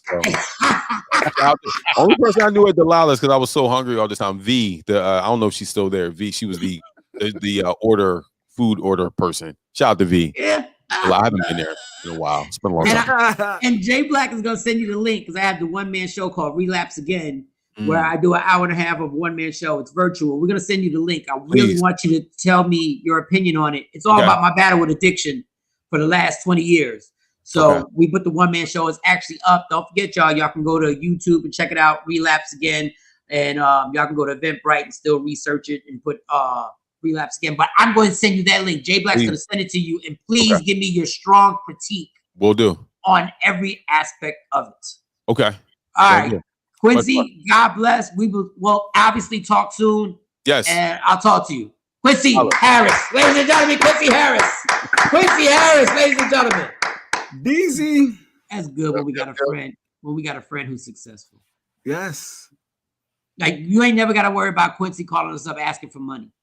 No. You never got to worry about it. No. You never got to worry about Quincy saying, "Yo, I'm in a bad place right now." Yo, I need to hold something. I'm gonna need like $1,500 to get out. I'm gonna need something to make happen like this. It's always good to have. Like Quincy's the type of person that I want to invite to the house for game night because he's got the wife and the kids and you bring the wife over and they're fun and respectable because you don't want to have that one friend. You don't want to have that. You ever get that one good friend, but he's dating a straight up like, and he gonna bring her, and you like, oh man, I love this dude, but I know he gonna bring her, and you when she walks in, your wife or fiance or kids are gonna be looking like, who is she? What is she? Like, why? Like, yeah, but I love the dude. Like, he's a good friend of mine, but he just be picking these. Like, once she walks in, you feel like everybody should get an STD check. Like, everybody should take STD testing immediately. Like, horrible. Shout out to Super. DJ Super, what up? Popped up. No, but Q, he should have inspired a lot of people. I saw a lot of the comments coming through. Yeah, so that's a great inspiration story. And it's tough to walk away from some money on the table to follow your dream. Like the TV. You know, your greedy ass wouldn't let me walk away. No, Mike. They would say, yo, Mike, they're paying you 3 times more. And I'm like, yeah, but I have a dream. Jay Black was like, put the dream on hold. I hold a time out with that. Put it on pause. Put the dream on hold. Ownership. It's time to move on. Yeah, that's real. That's real. Yeah, you gotta. I mean, like I said, you have to have an unreasonable belief in yourself to make it. And even when he said like he was here early for the interview, even as much as we joke about me being irresponsible and all of us joke around and we and we got a lot of jokes and a lot of jokes. Listen, it's every morning. It's every morning, 6 o'clock in the morning. You got to create your own structure. And that's what we've done. There's nobody telling us to get up. There's nobody telling Shawnee Scott, who controls our Media Room 360 platforms. There's nobody telling her to get these graphics, to make sure that these videos are being put in when we want to have a clip. Mm-hmm. Everybody's doing this on their own because we're now trying to make our own money. So he is an inspiration to have him on and have somebody that we know that we can bring on the show. And all right, with that being said, I need a Black and Mild. So we're going to end the show after this Black and Mild. So we're going to take a break. Did you send him the relapse again link? I sent it to him already. And I like the fact that he thought that this was a degree on the wall right here. I was letting him talk because he has a great message, but I really wanted to tell him, that is not a degree. That is a pardon from the governor. The governor's pardon. He got a governor's pardon for some felony that he had. Don't give him too much credit. No, and I let it live. I was like, yeah, Mike. I like how I say it, a degree. I was like, degree. I said, he talking about my governor's pardon. I'm no longer a felon. I ain't got to check that felony box no more. I'm proud of that. That's what that is. And I'm glad you're proud. That's like a degree. It's like a degree. That's a huge accomplishment. So yeah, I like that. Wait. That's a huge accomplishment to get a governor's pardon. That's something. He went from bad to good somehow. See? No, Mike, don't you try to dim my light. Look, Mike, try to dim my light. We just talked about inspiring and motivating, and here you go. You're about to dim my light. Well, what did you do to get in trouble in the first place? It doesn't matter, Mike. I wasn't, but accomplishment is that you just obeyed the law. You just obeyed the law. I'm not saying. I'm not. All right. No, say it. No. No. No. It's a huge accomplishment. We're transparent on this show. Let's go. You had a governor's pardon. Yep. And the way you got it is that you just didn't rob from anybody anymore. Like you just stopped. You stopped stealing. You're not supposed to steal, Jay. Wait.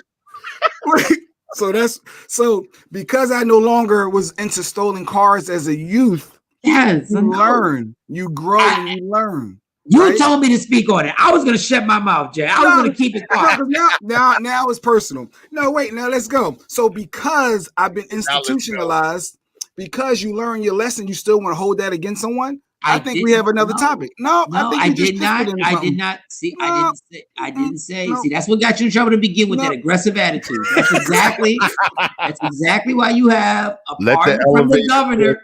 Let the elevator. That's why you have a governor. Yeah, let the elevator take the steps. Don't get in the elevator, Jay Black. Don't get in the elevator. I'm not saying. I'm just saying it is an accomplishment. It's huge because you did the right thing, but I don't know if we should be giving you too many pats on the back just for doing the right thing. Now you can come back at me and be like, well, maybe we shouldn't pat you on the back since you're not drinking and getting drunk and ruining your life. I didn't want to hurt the sobriety aspect. I didn't know. I was thinking, I was like, wait, I know the glass stone house throwing. I know that we ain't doing that because yes, you learned from alcohol. You learning. At least I can say I tested something that I got addicted to. You was thoroughly sober when you was robbing and stealing. Like that was just. Now we battling for supremacy. It's versus. We're having a verse. We're having a verse. Your felony versus mine. Wait, yours wasn't a felony. Well, but either way, yeah, your addiction. Yeah, everything I got in trouble for was a misdemeanor. I didn't need a governor. I didn't need a mayor. I didn't need a councilman. I didn't need a union rep. Not the union rep. I didn't need the manager at Target. I didn't need nothing. This is just me. God, yo. This is a bad versus. This is a horrible versus. This is exactly what SWV against Escape is going to be. Watch. This versus is better. Watch. Oh man, I charge my phone. Yo, I be on Instagram Live so much during. I charge my phone. I start the show at 100 every time, and now I'm down to 3%. Listen, we'll take a break. I'll go get a Black and Mild. Once again, thank you to Quincy Harris. Yes, make sure you check out that podcast, F&Q podcast. Y'all check that out. It's a dope podcast. And we'll come back in a few. I guess it's been longer than 3 minutes. These breaks have been. I think they're a little bit longer. A little 3 to 4 minutes, if that. A couple clips from our show to entertain you during the break. Play like 2 clips. I really need this Black and Mild. All right, y'all. Oh, Michael Shawn and TakeOver Legends. Yeah. What up, y'all? It's Michael Shawn from Michael Shawn and the TakeOver Legends. And just in case you missed the show, check this out. We don't like seeing Satan bend somebody over. Michael Shawn and the TakeOver Legends, where nothing's off limits. Free Agent Radio. He was doing a video for all those people that said he was going to go to hell for being gay. So he went over the top to prove to everybody, oh, y'all said I was going to go to hell. Y'all said the devil was going to take me over. And then hence the sexual scenes with him getting, which I think is a bit too far, and she agreed, getting bent over by the devil. Whoa. And all that other stuff. And I just don't believe. Oh, well, let me pause on this. I got a lot of people that I follow on Instagram, and there's a guy I respect on Instagram. That he's really a good dude, and really Tony Baker, and I really appreciate y'all. He does the animal videos where he does the vocals for him, and I really appreciate him. And he's definitely a dope person. But he put somebody else's I guess tweet or Instagram up, and he's definitely a dope person.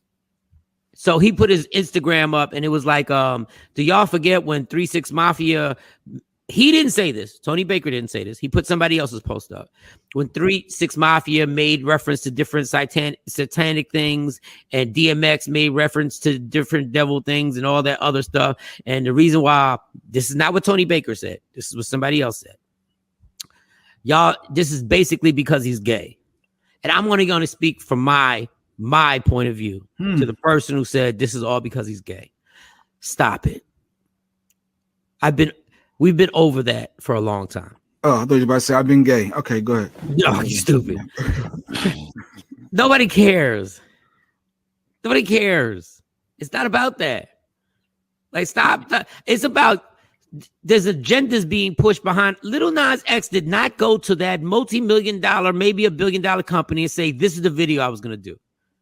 Somebody told you the vision that they had and you went with it. And I feel that the young man is being used to push an agenda that to me has nothing to do with gay. Something so bigger than that. And normally I don't comment on people's posts, but I had to comment. I've been on radio for over 20 years, yelling about the industry and their little devil worshiping things that they do on the low. They do it on the low. They got little hand signals and stuff like that they put up when they take pictures that everybody just goes along with it. And don't make me start bringing up every artist who takes part in this. Whoa. It's a whole different agenda, y'all.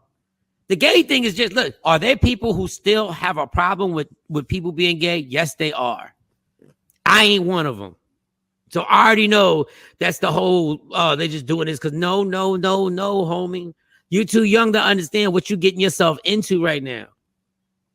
You may think that this is promoting, I just want to tell all the people who said I was going to hell for this and going to hell for no, but there's somebody behind you writing these videos who have a different agenda.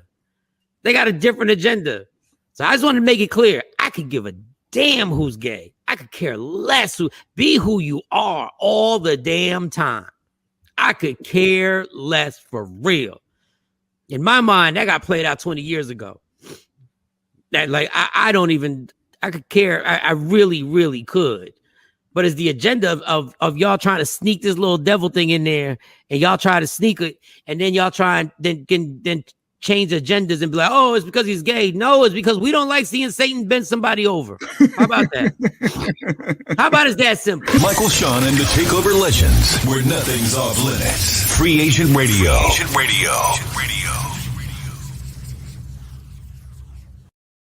What up, y'all? Michael Shawn and TakeOver Legends. Welcome.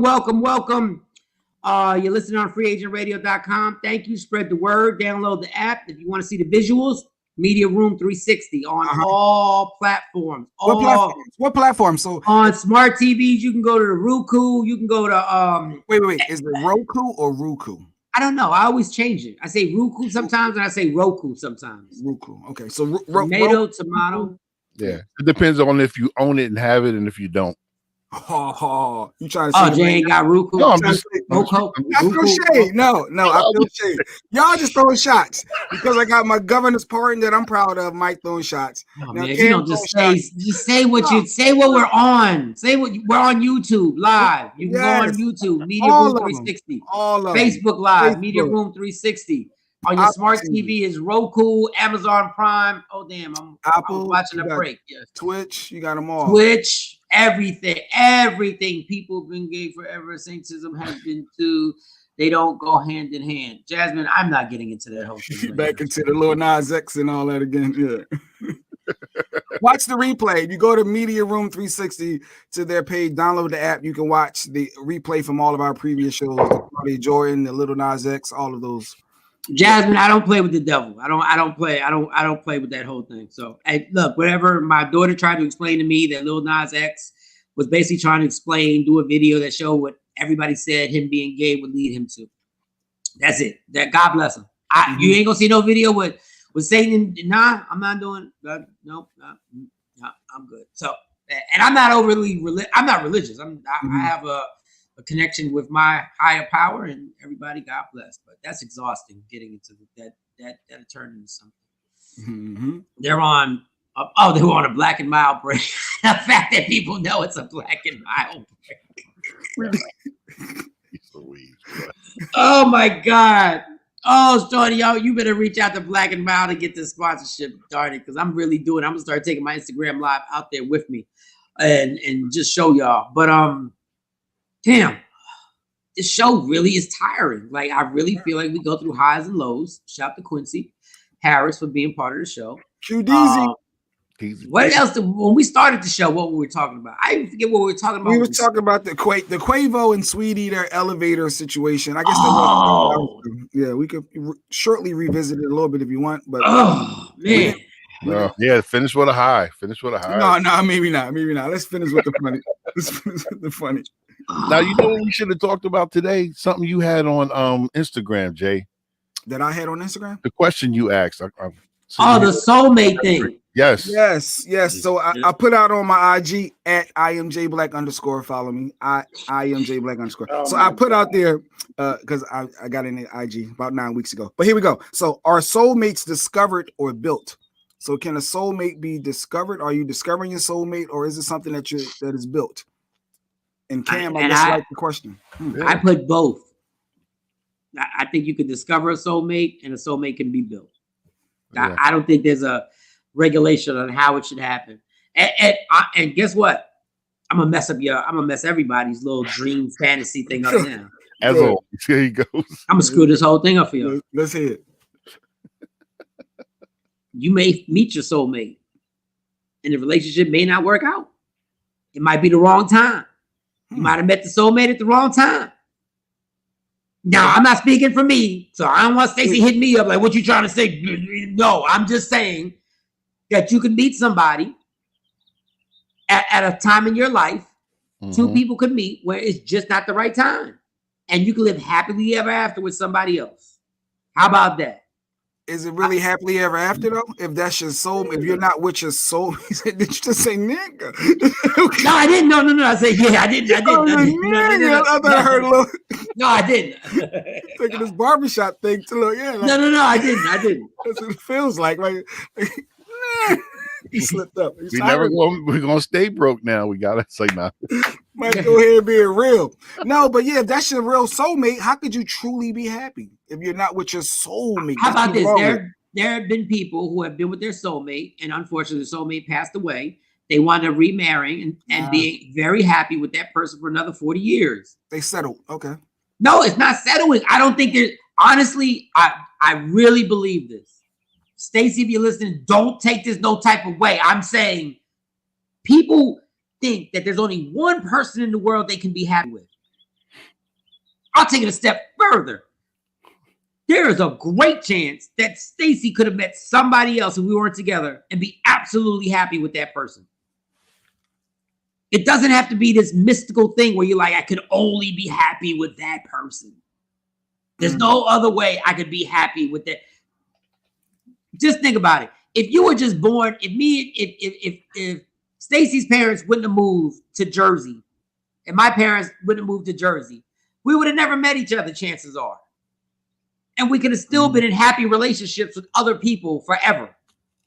So I think the soulmate thing, you know, what is a real, like, soulmate? There's a soulmate inside of your network. Yeah, inside of your network. Real talk. So just reading some of the comments that was on I am J Black _. It was built for sure. No one could possibly know who their soulmate is, no matter how much you feel for that person. It takes years and work for them to become your soulmate. I think it does take. I think it can.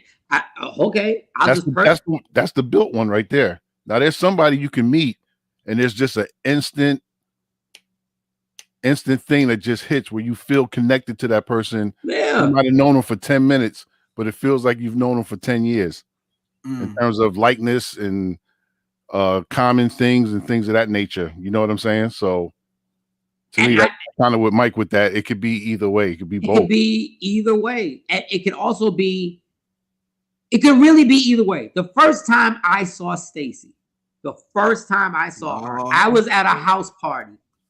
I was with somebody else. She was dancing with another dude. Oh, she was cheating already, but go ahead. Foul, Stacy. I don't know about that one, Mike. That's a rough start to that one. I had just moved to a new town. I went to a high school. She went to a different high school. We didn't even go to the same high schools. Okay. She walks in the party. I'm at the party. She danced with somebody. I'm with somebody.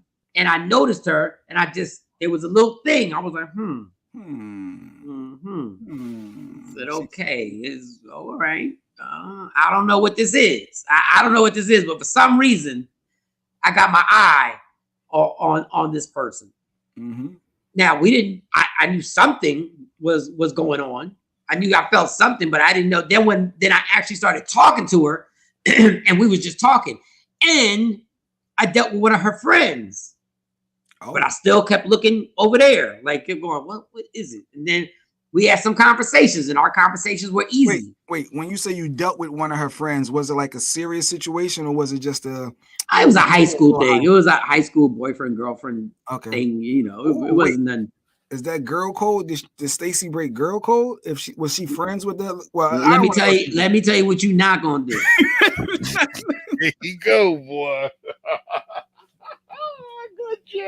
No, somebody was thinking it. No, there was a time where I'd go into the whole story.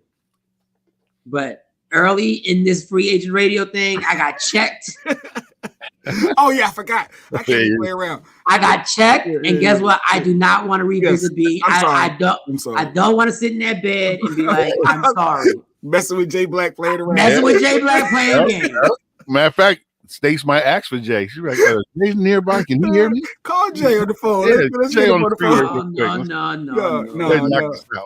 But it took even though we had conversations and it would gel, and I was like, there's something I don't know what it is. And it just wasn't lust. It wasn't just lust. It was, obviously I'm a 16-year-old, 17-year-old boy. So obviously looks had something to do with it. You know what I'm saying? So I was like, dog. But then as we grew connected, it took years for us to be like, okay, yeah, this is it. So I think it was both at that time. I think I spotted a soulmate, but it took a lot of building for it to actually come to it actually happening. So I think sometimes we romanticize things and we drive people crazy because they like, I just want to meet my soulmate. I just want to have that, and sometimes like Cam said, it happens. You just talk to somebody and go like, oh, damn, like this could work.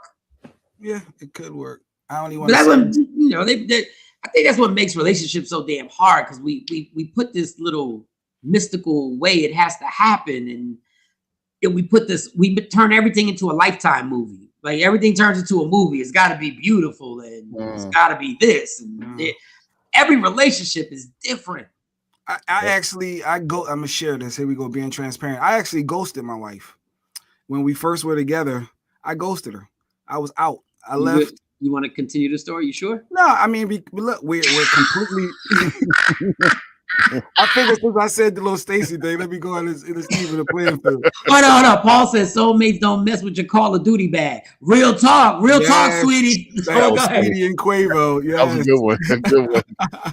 All right, so Jay, go ahead. How you ghost? Even though I was there, I'll let you tell the story. How'd you ghost your wife? Well, no, I just, you know what? Maybe I shouldn't talk about this. No, you in the pool. You in the deep end of the pool now, homie. Yeah, get the flapping around. Come on. No, and just sometimes early on in relationships, you're just not sure. So, sometimes you go separate ways. And, I just decided to go a different direction. And it was a bad direction because I eventually realized that, no, she was the one for me. So I end up circling back and she tried to shade me initially, of course, and I just had to keep working on her to get her. But yeah, whatever. I don't even remember how many years we've been married at this point, but yeah, 10 years or so later, it's good. But yeah, I initially ghosted her and had to work my way back because you realize, wait, I'm issuing on the wrong person. So yeah, when I first met and that's all I'm gonna say. When I first met your present wife, I thought she was too quiet for you. I was like, yeah, she's quiet. I said, I don't know. And then now I realized how wrong I was. Quiet. Yeah, okay. He said, okay. No. I can hear it now hollering right now. I'm good. The octaves, rather. I'm good with that. Jay Black ghosted and had to go back with that tail between it was my bad. I was wrong. Had to work to get it back. Yeah, I had to work to get it back. You're right, Tosh. Shorty do I had to work. It was back in the MySpace days. I actually hit up her sister on MySpace and like, yo, I'm trying to come out and hang out with y'all. So I used the sister to get back through to her. God, you're a manipulative bastard. Your manipulation is amazing, Jay. Yeah. It worked. Her sister was like, oh, Jay Black hit me up. He want to hang out. She's like, you think he really want to hang out with you? He's trying to get to me. So she knew exactly what it was from the door. That's how I go. It worked. So I shared more today. I did. I got a good story with Stacey, and I'm not saying it. I'm getting permission. I'm getting a permission slip before I say the story. Permission slip. I'm gonna have her sign it tonight, and I'm gonna show it to y'all. Yo, look. Shorty D-Wop said I took her off my top 5 because of the MySpace. It was always top 5. You know what's funny? I call her MySpace name. Her name on it was Lady Q. So that's her nickname for me is Lady Q. So yes, MySpace has a big special place for me. But now I'm on IG. I'm 9 weeks strong, 400 followers strong. God, I'm in IG now. Yes. He's on IG. On IG. I'm flooding it too. I'm flooding it with posts. I'm flooding it. And that whole story, that whole thing he put on there is do you discover a soulmate or is a soulmate built? He's so full of it because then he hit me on my text message. He texted me. He said, yo, I put this up on Instagram. I need some engagement and be serious. I need some engagement on my Instagram. Bro. I said, get up. See how he take transparency too far. Yes, I was too far. I looked at what he posted. I said, man, he take transparency too far. He take transparency way too far. You weren't supposed to tell that part. Yes, because Mike told me on IG you got to get your engagement up. I said, all right, I'm gonna put something out there like a question, but I need him to support it too. So yo, Mike, I did what you said, son. I need you to go ahead and leave a comment. Right. But then he's gonna tell me how to comment. Be serious. Be serious. What the hell? Like, how you gonna tell me how to answer? Be serious. I don't have to be serious. No time for jokes. Yeah. Try and get his followers up. Get that soulmate stuff. Knock off the soulmate system. Like, I don't give a damn about the soulmate. I want to play. You should have said that. There's a soulmate in every city. Damn it. There's a soulmate in every city. Detroit, soulmate. New York soulmate, Philly soulmate, Memphis soulmate. He never talked. I wish he would have said something like that. We were at the bar back in the day at the Comfort Inn and chilling, and we all drinking and we all talking. He was like, "Yo, can you imagine Jay Black just saying, yo, is a soulmate discovered?" Or Bill. Somebody would have hit him with a shot glass. What are you talking about? What are you talking about? Where did that come from? You and your feelings or something? Nah, I'm just saying. I'm just doing some thinking. Hey, get him another shot. Get him another shot. Hey, Jasmine Twilight, yup, 9 weeks, 400 strong followers. I am J Black _. Wait, Jasmine, if you don't take that muscle arm emoji out of there. No, put it back. Put that back. Don't put that nonsense that got a little, got a strong arm. Strong arm. It don't even have a muscle. It don't even have a muscle. It don't even have a muscle. I think Jasmine, you drew that yourself, Jasmine. That ain't even you drew that yourself. She's a supporter. I like you, Jasmine. Matter of fact, if I ain't following you back, let me know. I'll follow you back. Because that's another thing Mike told me. Don't follow everybody back. You gotta have a percentage. You gotta be bound, about halfway. So, but Jazz, I got you. In the beginning. Follow there we go. At Brown follow back. Goddess 1979. So that means she was born in 1979, right? All right. Wait, she got 20 more followers than me and clowning me. Look at this. And look, there you go. Don't worry about Jasmine. If you want more followers, just repost his post. It's a soulmate discovered. And put it in the pink background. It got to be pink background. Put it in pink background. Wait a minute. Let me type in Brown. I'm a follower for real. Brown. Jeez. How about say brown sugar? All right. Oh my God. Look at the time though. Look at the time. Look at the time. You know what? Oh my God. So today he's gonna put up a post. If love hurts, is it worth it? What? If love hurts. Pink background. Pink background. Oh, you're too funny. The pain of love is what sacrifice is all about. All right, man. Keep going now. Pink background, pink background. Pink background.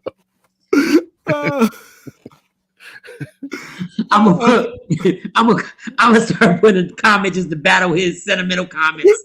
I'm gonna put a big one. We don't love these hoes. Snoop Dogg emoji. Snoop Dogg emoji, black background, 40 ounces, lighters, emojis, and all.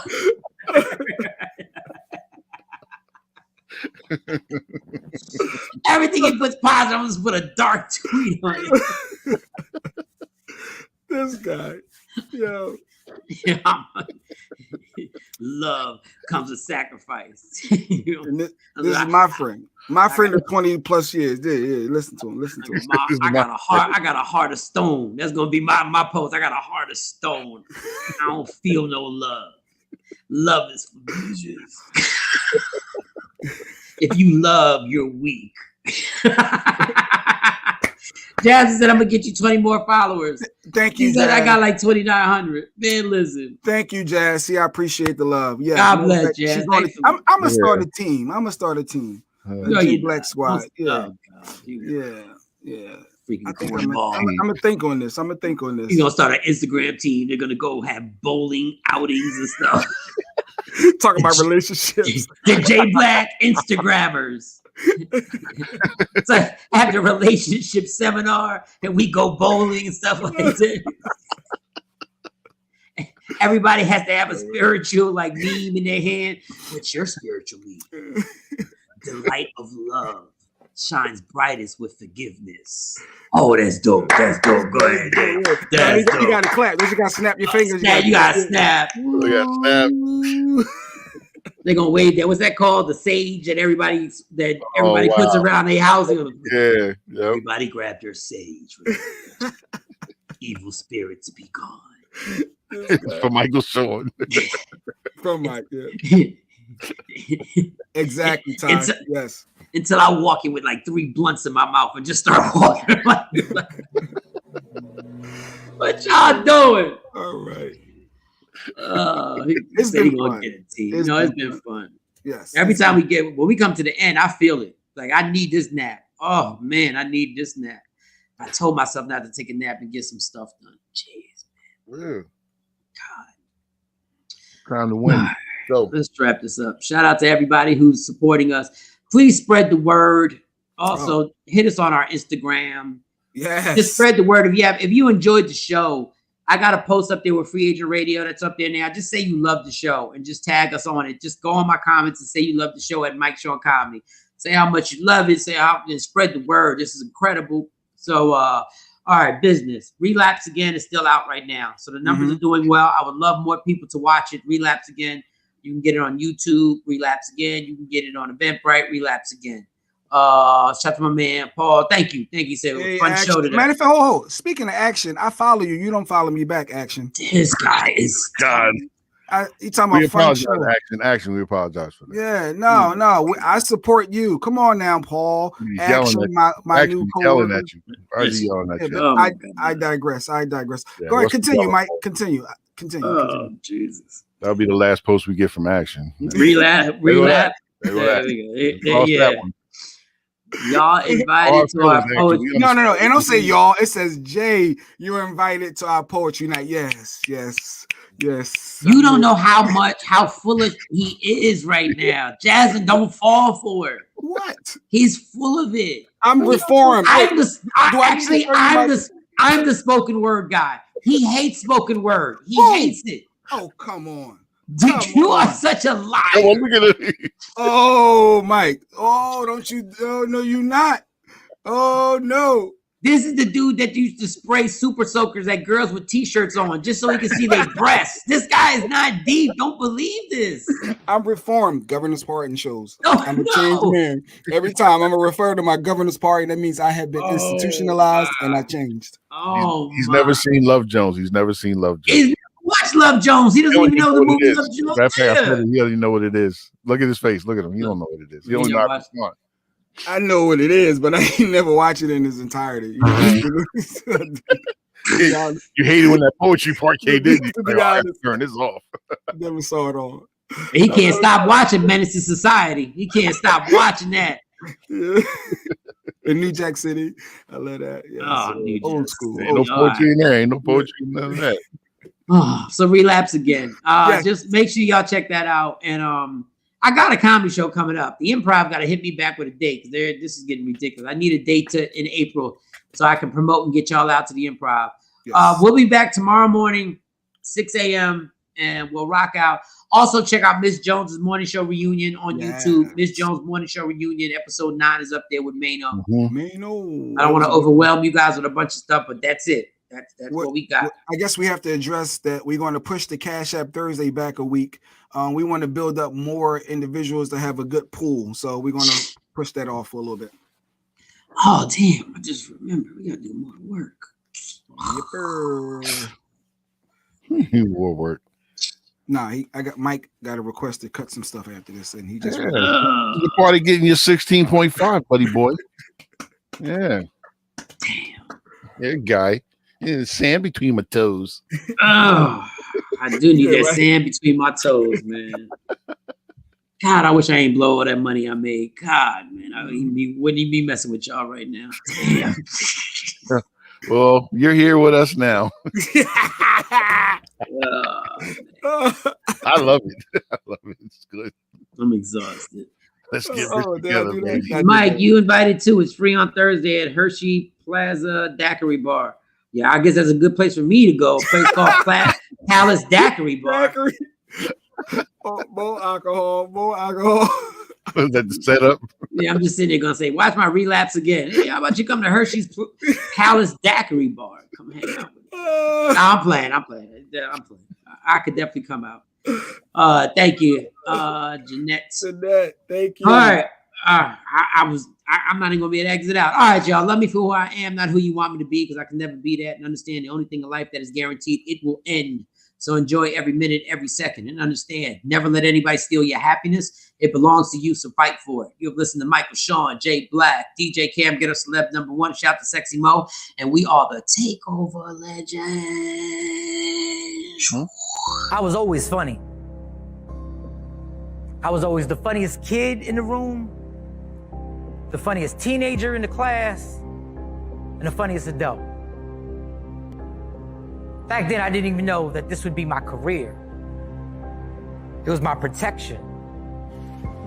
Funny is what got me through every trauma in my life. Every person I lost, every fight I lost, every girlfriend I lost. Funny always got me through these things. It was the one relationship that I knew I can't live without this one. I need funny. I gotta make people laugh. I gotta take away their anger so it won't be directed at me. And that relationship was so important that it literally turned into my job. And I thought, this is the end all, be all, be funny. Until I met alcohol. When I met alcohol, that relationship took over. I can only explain my relationship with alcohol like a toxic relationship. And we see it all the time. We see it all the time. There's a person, let's just say it's a woman who has a bright smile that lights up the room, who has all the energy in the world, and everybody loves this woman. But she's in love with this toxic man that brings her nothing but pain, brings her violence, brings her this sadness that she can't compare to anything else in the world. But even though that man brings that to her, she can't find it in her mind. She can't even fathom living without this toxic person. That is my exact relationship with alcohol. Michael, Shawn, and the TakeOver Legends, where nothing's off limits. Free Agent Radio.